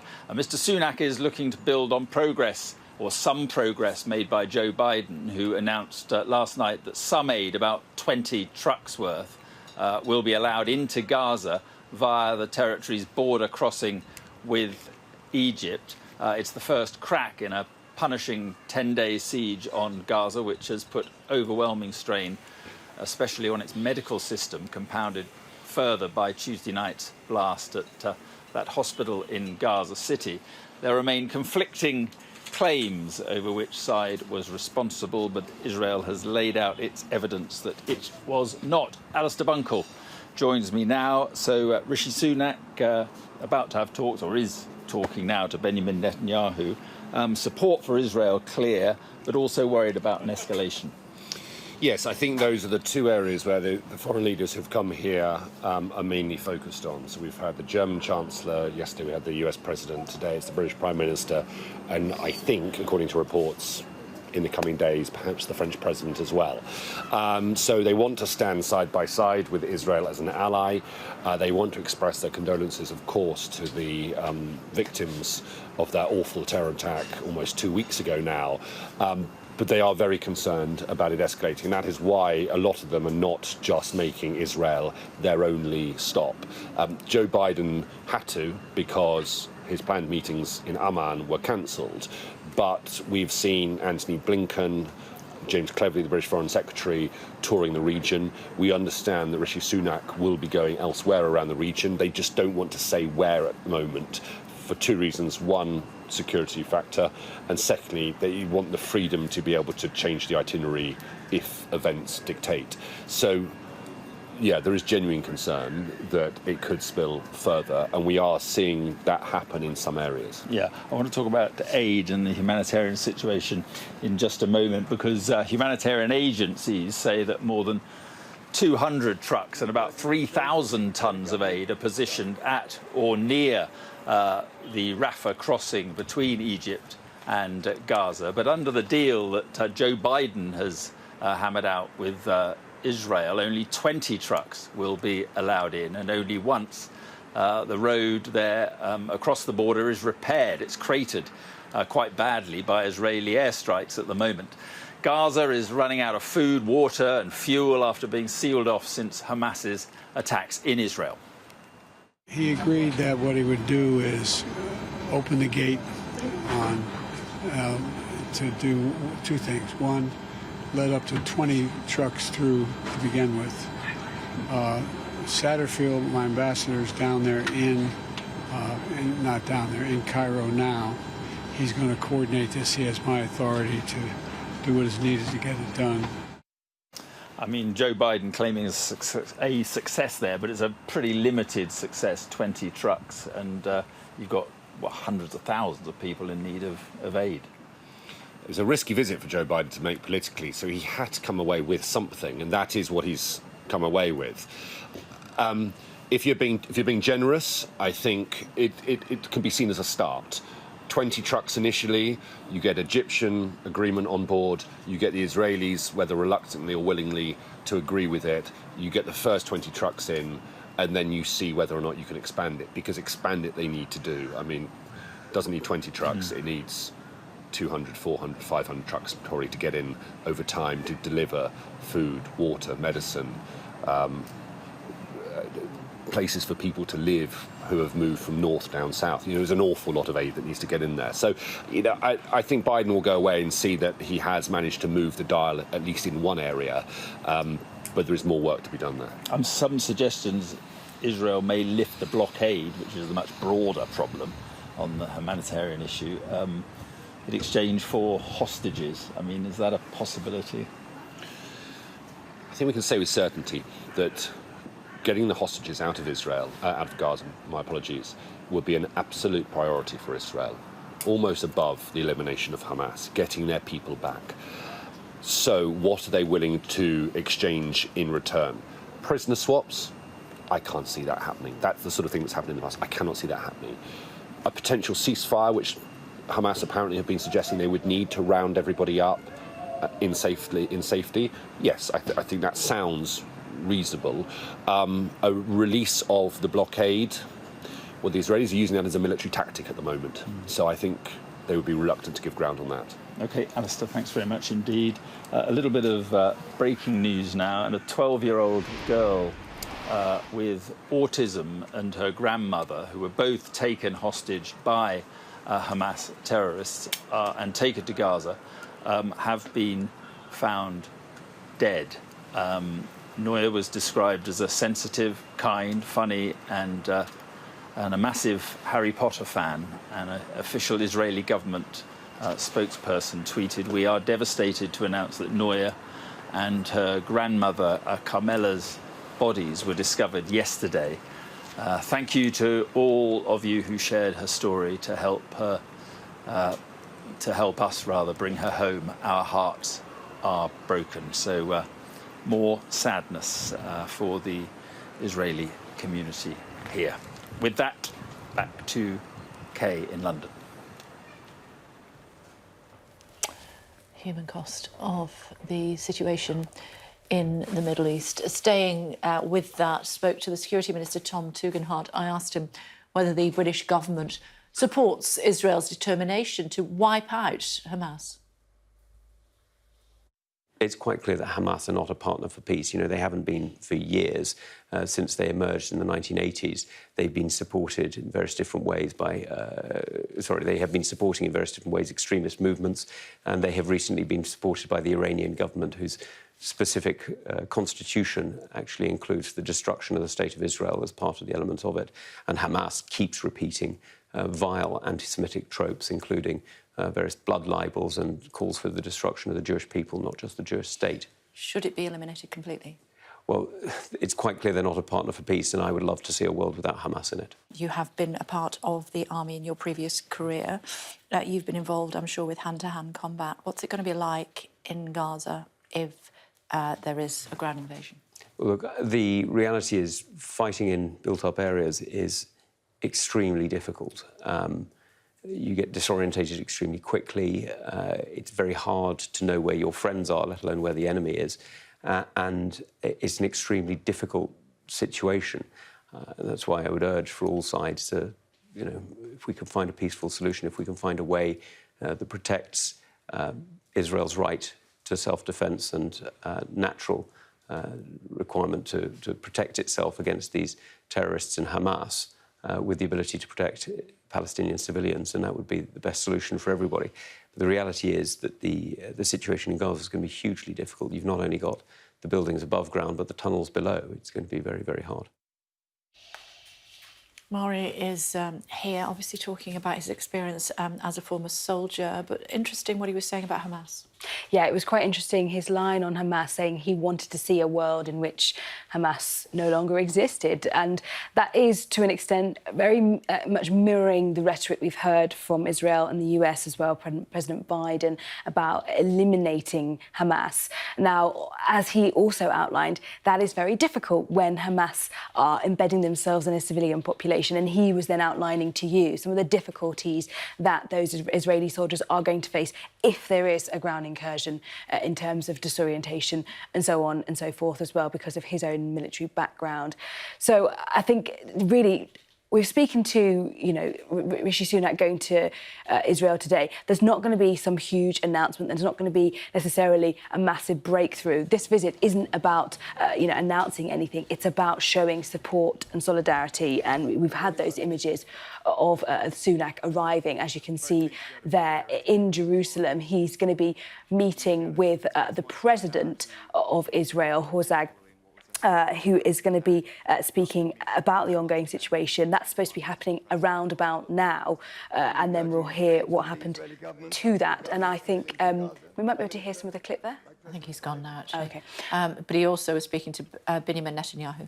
Yes, he's also speaking to Benjamin Netanyahu, the Prime Minister of Israel as well, and then potentially moving on to other countries in the Middle East to talk about how to get aid into Gaza, also how to try and find a way to support hostages who've been taken, British nationals, by Hamas, and also British nationals in Gaza who just want to leave.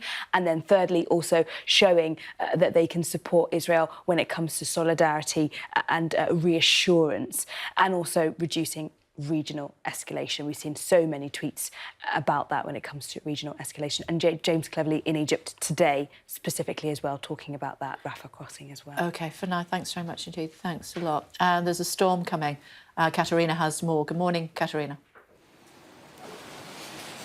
Yes, good morning from this part of northeastern Scotland, where you can see the rain has already started to come down. This red warning, extremely rare to be issued, but it's been done so because of the unprecedented levels of rain that they're expecting in between the areas of Dundee and Aberdeen over the next 24 hours or so. You might be able to see behind me the businesses that are already trying to do what they can to keep their businesses dry. Sandbags have been put out in this stretch of this town in Forfar. Speaking to some of the business owners, it's not unusual for them to see flooding. They were last flooded in November last year, but the level of the warnings that they've received this time around so much more significant. The Scottish Government advising that it will be both unprecedented and persistent, the rain that they're seeing, and alongside that there'll also be gusts of wind in excess of 70 miles per hour, and it's because of that combination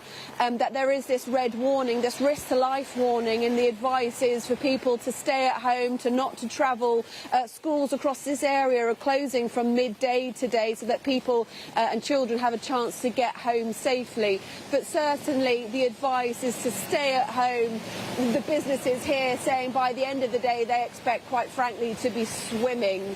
They are really expecting to see a month's worth of rain in a matter of hours, and in some parts they're going to see the impact of that in things like power cuts. We're expecting there to be affected gas supplies, electricity supplies. There's already power cuts in some of the northern parts of Aberdeenshire at the minute, and I think what is going to be clear is that as the day goes on, as this volume of rain just continues to fall, that businesses, homes and some rural communities are going to be cut off and affected for several days.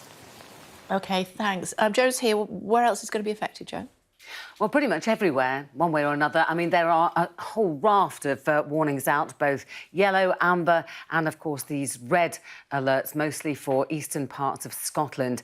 And that's where we're going to see the heaviest rain. And the biggest problem is the fact that the low-pressure system, which is bringing this rain, then runs into high pressure across Scandinavia. And they kind of crunch together. First of all, that's going to tighten the isobars, giving these very, very strong winds that we're expecting. But it's also going to bring that rain to an absolute stall, and that's why we're seeing such quantity out of it. And of course, remember, it's only a couple of weeks ago that we saw further heavy rain over Scotland, flooding and landslides there. And then to add to all of that, there's a secondary low pressure system which works its way into the south tomorrow. Again, a yellow warning out for that, and that's going to be working its way northwards. And really, it's going to be hard to distinguish where one begins and one ends. Whichever way you look at it, we're looking at a spell of some very, very wet weather for England and Wales, certainly for parts of Ireland. They've had some torrential rain already, but it's those eastern parts of Scotland with those very strong winds coming from a direction that you don't really expect, and also that incredible quantity of water. Some places will see 200 to 250 millimetres. That's a lot, isn't it? I'm trying to do the maths on that. That's 2.5 centimetres. No. Oh, 25 centimetres. 150 millimetres. You can't do maths on telly. No, I can't do maths full stop. I thought it was 25 centimetres, but maybe yes, not. I think you're right. Yeah, so that would be 25 centimetres would so it's be... knocking on 10 inches. Yeah. Wow. It's not. Oh, let's do it in old money and then I'm not confused. It's nice to see you, Jay. Thanks very much indeed. In other words, it's a lot. Looking at some of today's other stories making headlines this morning, by-elections are being held in 2 constituencies today after their Conservative MPs resigned. Voters will head to the polls in Mid-Bedfordshire, a seat previously held by the former Culture Secretary Nadine Dorries. There she is, walking down Downing Street. A by-election is also being held in Tamworth, which is in Staffordshire. And that, if you wait just a second, you'll see him coming out of the door, is for the constituency of Chris Pincher. Asylum seekers are set to be returned to the Bibby Stockholm today, 2 months after the discovery of Legionella bacteria in the barge's water supply. The Home Office says tests show it's now all clear and letters have been sent to asylum seekers confirming that they will be reboarding. The British Pregnancy Advisory Service says that women are still being harassed outside abortion clinics, despite MPs voting in favour of buffer zones a year ago. The organisation says many women are being made to feel anxious and distressed by anti-abortion protesters as they enter and leave the premises. Still to come on the programme, before 9:30, hearing from a surgeon who's in contact with doctors in Gaza who are refusing to leave their patients despite mass evacuation. Then at 9:45, Mark will speak to the award-winning director helping Israeli families share their messages to help locate missing loved ones.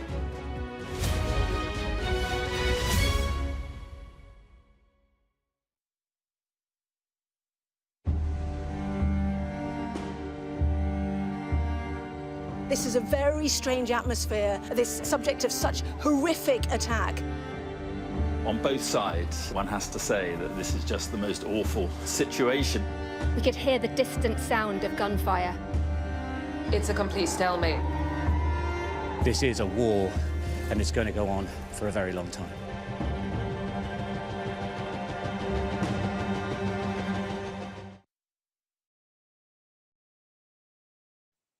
Well, it goes back a long way, a lot before 1949. The Disneys actually came over in the Norman Conquest from France with William the Conqueror. And they were from the town of Isny, and they eventually settled in a place called Norton, and it was called Norton to Isny because it was... was where they're from, of Isny. Eventually, the apostrophe got lost, and it was just called Disney. So it's Norton Disney. And there is a charter, actually, in the Lincolnshire archives, going back several hundred years, actually states that this area was actually called Disneyland. So the first Disneyland was actually in Lincolnshire. I love that. And Walt Disney came to the village to trace his ancestry, and that's where the coat of arms came from. That's where he discovered that's on the Disney flag above the famous Disney castle at the front of all the movies, and of course in Disneyland and Disney World themselves. That's right. He saw, he went in the church, our local church, and he saw the Disney crypts, which are still there now for anyone to go and have a look at. And he noticed the coat of arms on one of the crypts, and he took a photograph of it, and since then it has featured in every single film that Disney have made, and it's on the beginning. It flies over if you know the Disney logo has got the Cinderella castle. Yeah, I know it well. On the beginning of every film, yes. Well, flying above that is the flag, and that flag has got the Disney coat of arms, which actually came from Norton Disney in Lincolnshire.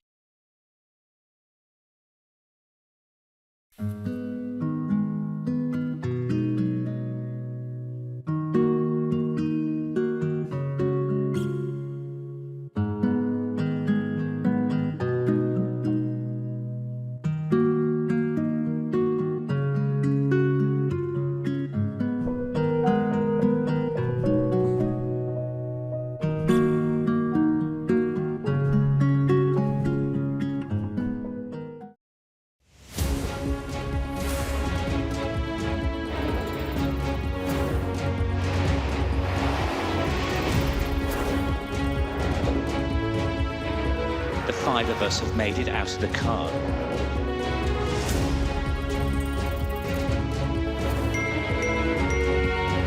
Welcome to Backstage, the film and TV podcast.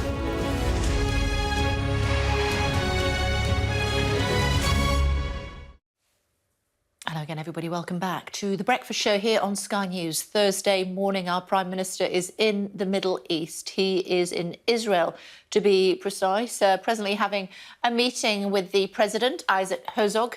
There you go. We know that he's also meeting with the Prime Minister, Benjamin Netanyahu. He did arrive a little earlier on today as part of a visit to the wider region. We are expecting that he will be travelling to Qatar, probably, Turkey, undoubtedly, and he has also sent his Foreign Secretary to Egypt. Let's hear from him. Good morning. I'm pleased to be here in Israel at this important time. Above all, I'm here to express my solidarity with the Israeli people. You have suffered an unspeakable, horrific act of terrorism, and I want you to know that the United Kingdom and I stand with you. I'm looking forward to my meetings later today with the Prime Minister and President, and I very much hope that they will be productive meetings. Thank you again. sounded like an air raid siren in the background, didn't it? Those are the images there of our Prime Minister meeting with the President of Israel. As I said, he's also going to be taking some FaceTime with the Prime Minister as well, Benjamin Netanyahu. We were speaking to the Security Minister, the UK Security Minister earlier, and he says that he would look forward to a world that did not have Hamas in it. Within the last few minutes, we've been hearing about, you remember this little one? She's 12. Autism. She was a big Harry Potter fan, do you remember? And she and her grandmother were taken hostage by Hamas terrorists back on the 7th of October. They were taken to Gaza. We're hearing that they've both been found dead. Noya, described as a sensitive, kind, funny and massive Harry Potter fan, an official Israeli government page has tweeted, "We are devastated to announce that Noya and her grandmother, Carmela's bodies were discovered yesterday. Thank you to all of you who shared her story to help us try to bring her home. Our hearts are broken."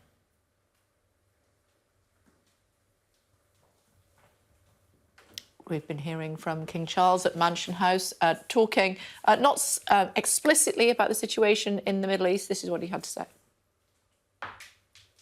One of my first acts as sovereign a little over a year ago was to open the doors of Buckingham Palace to the leaders of the major faiths represented across these islands, to welcome them with respect and indeed love, and to rededicate my life to protecting the space for faith itself within our shores. Such understanding, both at home and overseas, is never more vital than at times of international turmoil and heartbreaking loss of life. We will, of course, continue to cover events for you in the Middle East. Don't forget that code on the bottom there. If you scan that code, then you can be up to the minute with what's happening in Israel. What about what's happening here, Alice? Good morning. When it comes to facial recognition. Yes, the Met are piloting new facial recognition software to try and crack down on shoplifters. And how they've done this is they've got in touch with 12 retailers and asked them to submit, each of them to submit 30 photos of their most prolific shoplifters. And they've then compared it with their own database of mugshots of they've got from people who've been in custody. And by using this new facial recognition software, they've identified 149 suspects. And this new technology, it's meant to be very accurate. It can identify somebody even if their face is partially obscured. It can do it within 60 seconds. So it's very quick. And they can use images from CCTV, a dashboard camera, or a photo from your phone. So they're quite excited about this. And Sir Mark Rowley has said that it's through this identification process that they've realised that the majority of those offenders who are prolific shoplifters are actually people who have committed some quite serious crimes. So they're hoping that this new technology can be used to protect shops, but also to identify some quite serious criminals. So that's what they're hoping for. But the concern, I think, particularly whenever it comes to issues to do with facial recognition, is issues to do with accuracy. And we know that this new technology, it's using the exact same algorithm as the Met's live facial recognition technology. And we know there have been some problems with people who've been inaccurately identified as a suspect in the crime. But the Met are saying that this new facial recognition technology, which uses retrospective images, not live images, so they're saying it's distinctly different, and they're claiming that it's 100% accurate. This is a pilot, so it's only started a couple of months ago, but depending on the results of it, I think it would be likely to presume that the Met will be hoping to roll this out in potentially other areas of crime as well. OK, for now. Thanks, Alice. Quick look at the weather. Warm memories wherever you go. The weather, sponsored by Qatar Airways. Storm Babette will bring heavy rain and strong winds over the next few days with the risk of flooding and disruption. Weather warnings have been issued. You can see there. Red rain warning covers part of eastern Scotland. Amber warnings for wind and rain cover more of northern Scotland. Mild but very windy now, with prolonged, often heavy rain taking over the north. The weather, sponsored by Qatar Airways.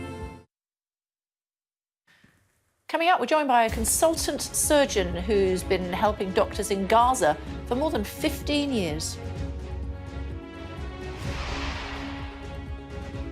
And find out how many kids have been missing out on their education. That to come.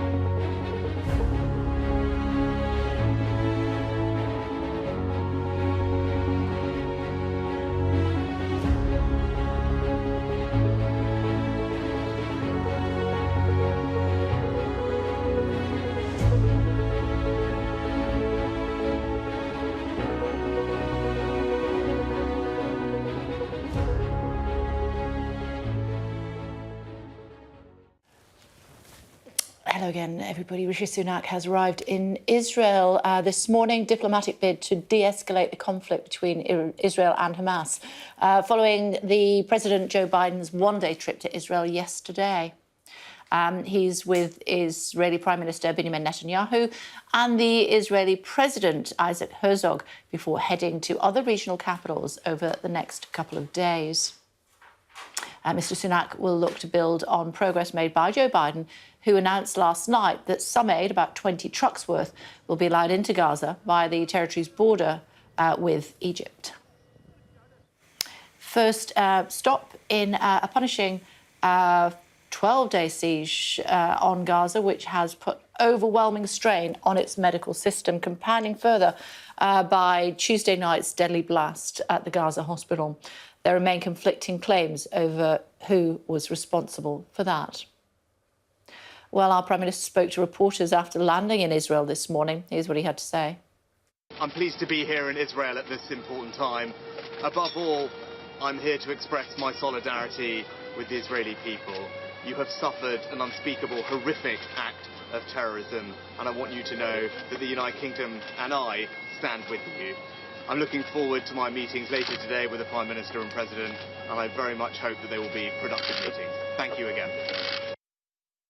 Siren in the background there. Since Tuesday's deadly blast at a hospital in Gaza, anger has been spreading right across the Middle East and indeed the wider world. In Jordan, there were demonstrations outside a mosque in the capital, Amman, where protesters scuffled with security forces. Some people in the crowd pelted water bottles and rocks at the soldiers who stopped them from marching towards the Israeli embassy. In Istanbul, overnight, thousands gathered outside the Israeli and US consulates for a second day of major Turkish demonstrations. At the Israeli consulate, the crowd pushed against police barricades, launched fireworks at the building and burnt Israel's flag.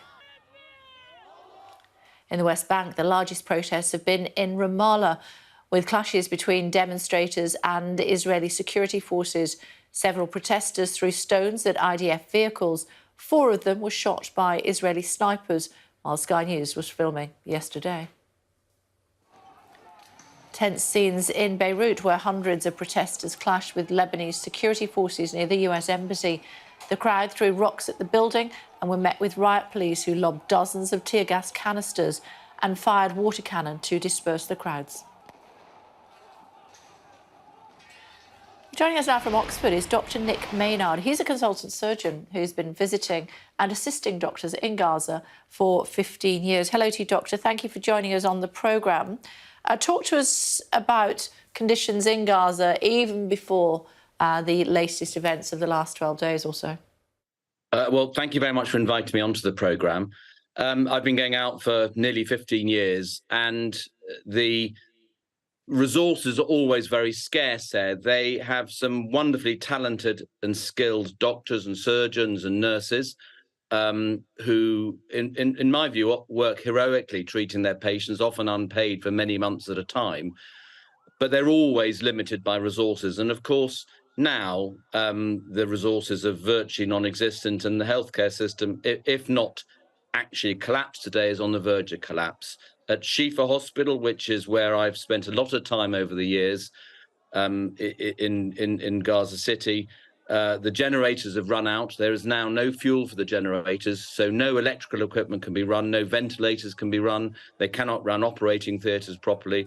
So the vast majority of the patients simply cannot be treated now, and they are in a desperate situation. One medic in Gaza told our Ali Bunkle over the weekend that it would be better to die now than suffer serious injury because there is such a little chance of being able to have treatment. Yes, and I've heard that, and my colleagues have heard that from many of our friends and colleagues out there. We are raising money for medical aid for Palestinians at the moment, and we're raising awareness. And when we tell our friends and colleagues that out there, they say, we fear it'll be too late, that we'll all be dead by then. They've all been asked and instructed by the Israeli government to evacuate the hospitals, to evacuate northern Gaza. They all refuse to leave the hospitals because they are absolutely desperate to treat their patients. They will not leave their patients there, even though they're very aware it might well lead to their death. Will you plan to return at some stage? Most certainly. I go out with medical aid for Palestinians, as I mentioned. They have many doctors and nurses poised to go in when they are allowed to and when they deem it safe to do so. So, yes, I go in with other colleagues, and I was meant to be going in there this weekend for a week of operating next week to do cancer surgery. That's clearly been cancelled. But many of us will go in as soon as we're allowed to go. What will that mean for your patients that were waiting for you? That means they won't get treatment, and it's as simple as that. I think that the backlog of trauma patients and the reconstruction that they will all need means that the chance of them getting back to, even if aid is allowed in and allows them to start working in a functional way again, the chance of so-called normal services being resumed and the ability to treat patients other than trauma patients happening in the near future is almost impossible to imagine that happening in the near future. So all those patients will simply die of their cancers. There's truckloads of aid waiting on the border between Egypt and Gaza. We are being told that that border will open, so at least 20 trucks for now will be able to come through. What do you think the likelihood is, from your experience, that that aid will actually find itself to where it's needed most, as opposed to it being intercepted for whatever reason by Hamas?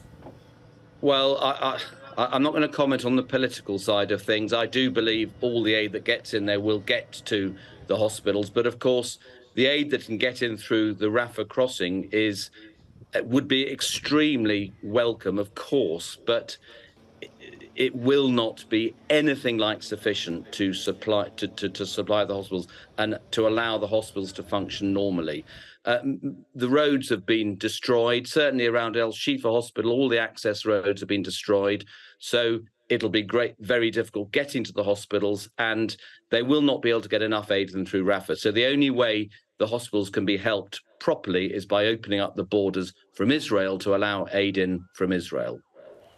What's life like, Doctor, from your experience, for people who are sick in Gaza?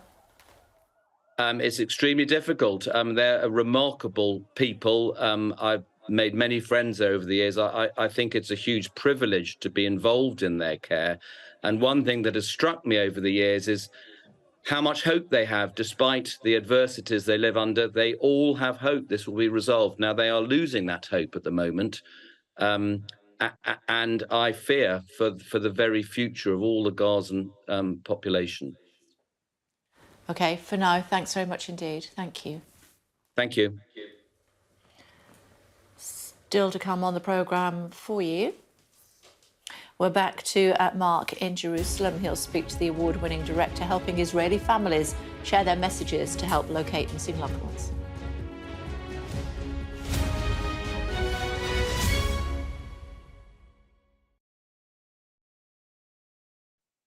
Well, it goes back a long way, a lot before 1949. The Disneys actually came over in the Norman Conquest from France with William the Conqueror.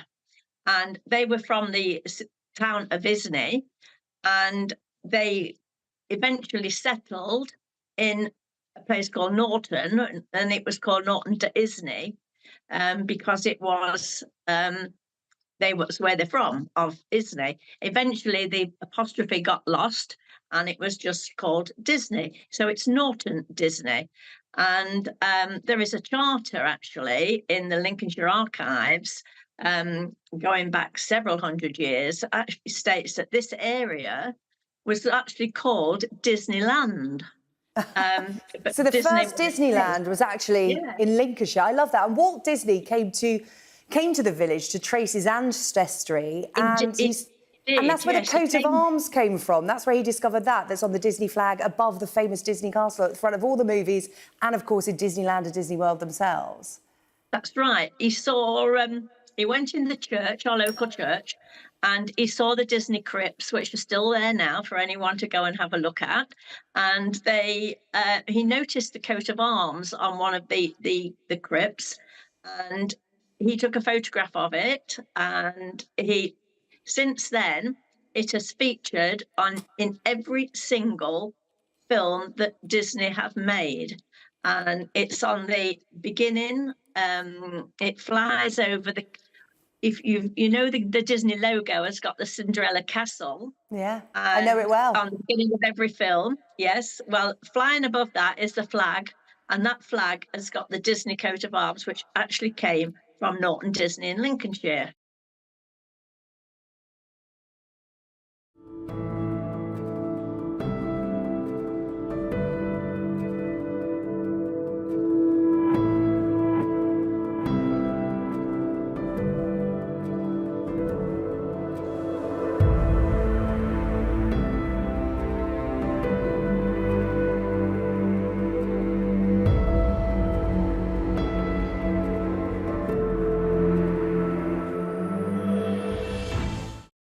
It's like Emirates. It's like better.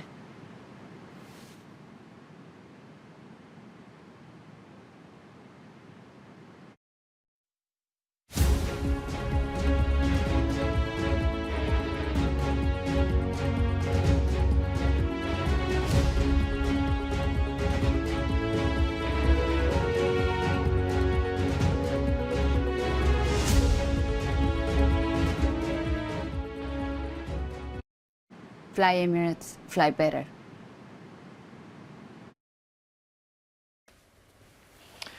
What's happening to classroom numbers? The man in the know.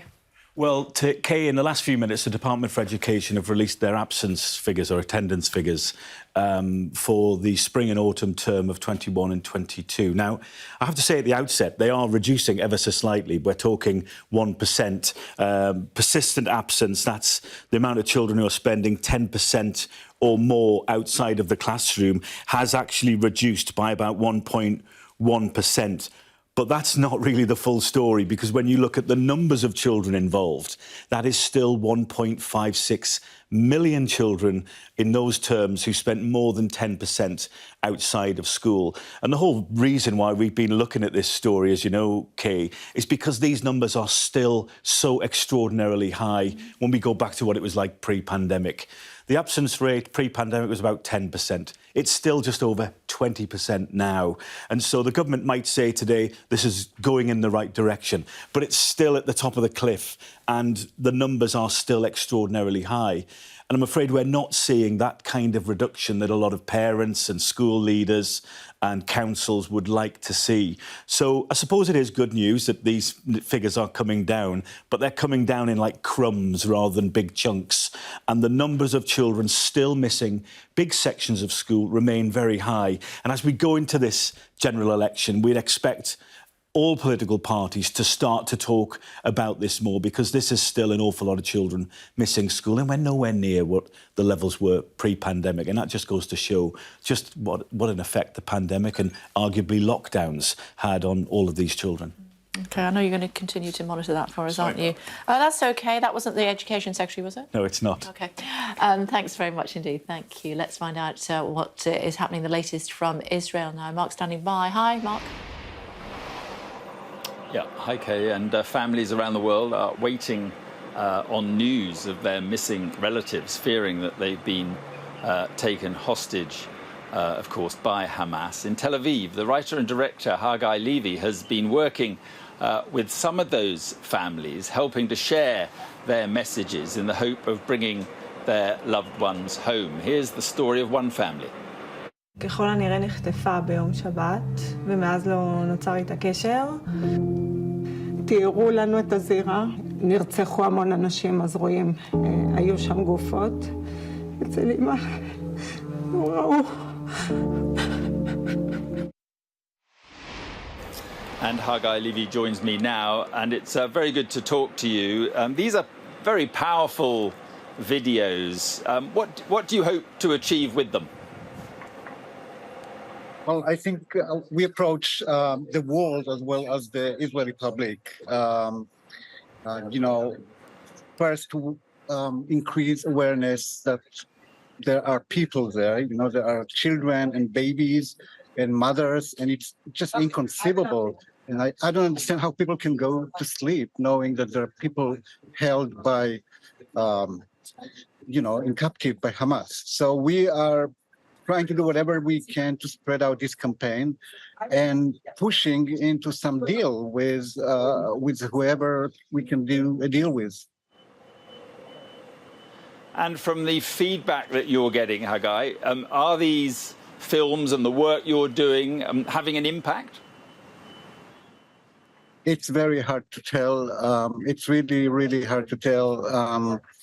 We just, we are doing a work in hope. I think there are signs that something is happening, and the fact that there is still no ground operation maybe can say something about the fact that maybe some negotiations are being done. But we actually really don't know. You're spending a lot of time, though, with these families and the relatives of the missing.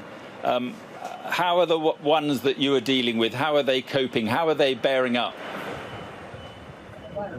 It's really heartbreaking here. For a week I'm here, and it's just unbearable. I think there are, a lot of people around them. A lot of people are helping them. Not necessarily the government, mostly volunteers. I don't think the government functions very well in these days. hope, we are trying to let them feel that it's that the country is behind them, because there are so many people who say, we should destroy Hamas no matter the families, and we are trying to raise another voice and push for a deal. It's like we did deals with the Nazis, in Germany in the 30s. So undoubtedly we can do deal with Hamas. How worried are they, and how worried are you, for that matter, about what is about to happen in Gaza? There's this talk of a much more intensified military operation, a ground operation. How worried are the relatives that you've been speaking to about that? They are very, very worried, and I guess if they could, they would run into the border and stop everyone to go in, including the army. I think they are very, very scared, and we are trying to do whatever we can, and they are trying to do whatever they can to say the hostages is above everything, is before everything. They're the best. They're the first priority whatsoever. It's interesting. I had an Israeli government minister on the program last night, and he was saying that the overwhelmingly important thing is to wipe out Hamas, is to win the war against Hamas, and that the hostages, that was not a concern that was uppermost in his mind. This is horrifying. These things are what we are afraid of. This is not human, it's not moral, and it's not Jewish to just say we don't care about these 200 people, babies and mother, and to destroy Hamas is more important. It's just unbelievable that these things are heard, and we are doing everything to raise another voice. And just finally, Hage, just tell me other work that you're doing with these families. What else are you doing with them? Well, my job mainly is to create those videos. We are working with a lot of people. There are dozens of people who are making videos all day. It's important for the families as well, but it's important also. I have to say that there are a lot of people from the world.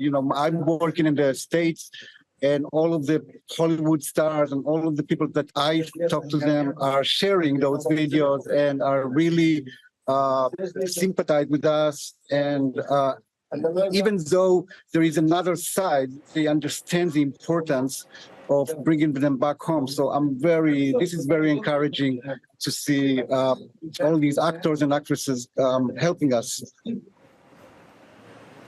Yeah, well, I can see things going on behind you there, and I wish you luck with your work, and thank you very much for being on the programme. Thank you. Thank you so much.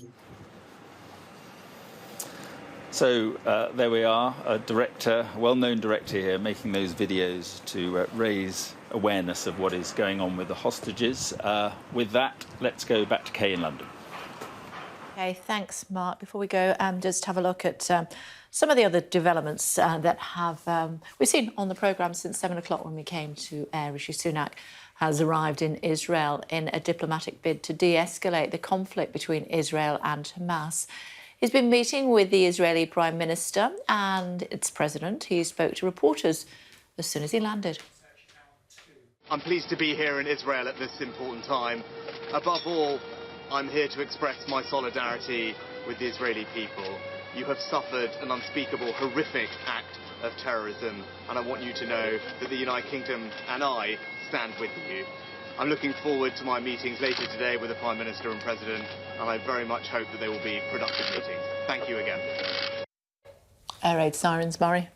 Yeah, it does sound like it, doesn't it, in the background. Rishi Sunak having already met with the President of Israel and planning to meet with the Prime Minister, Benjamin Netanyahu, very soon. And then we'll be hearing from him. He'll be speaking to journalists in a matter of a couple of hours about those conversations and those diplomatic efforts. Now, I also just want to read you what he's just tweeted out about the families of those who have been taken hostage by Hamas. So, He tweets to say, "To have a child taken from you is a parent's worst nightmare. This morning I heard from families going through this unbearable agony. Working with our partners, we're determined to secure the release of the hostages taken by Hamas terrorists." And he also tweets out an image of himself hugging a family member who has not heard about their family who have been taken hostage. So it does really bring home the kind of human aspect to the story. There we are. We've got the image there of the Prime Minister hugging one of those family members,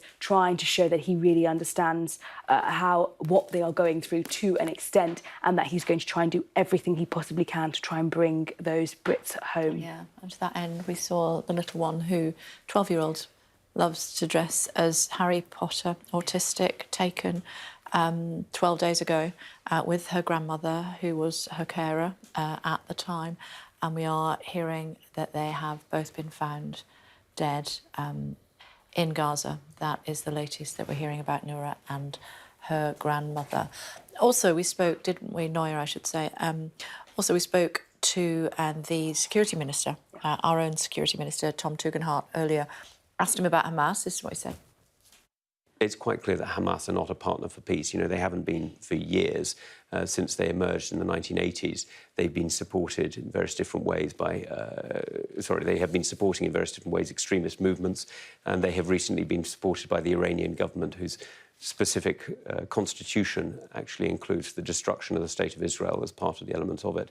And Hamas keeps repeating vile anti-Semitic tropes, including various blood libels and calls for the destruction of the Jewish people, not just the Jewish state.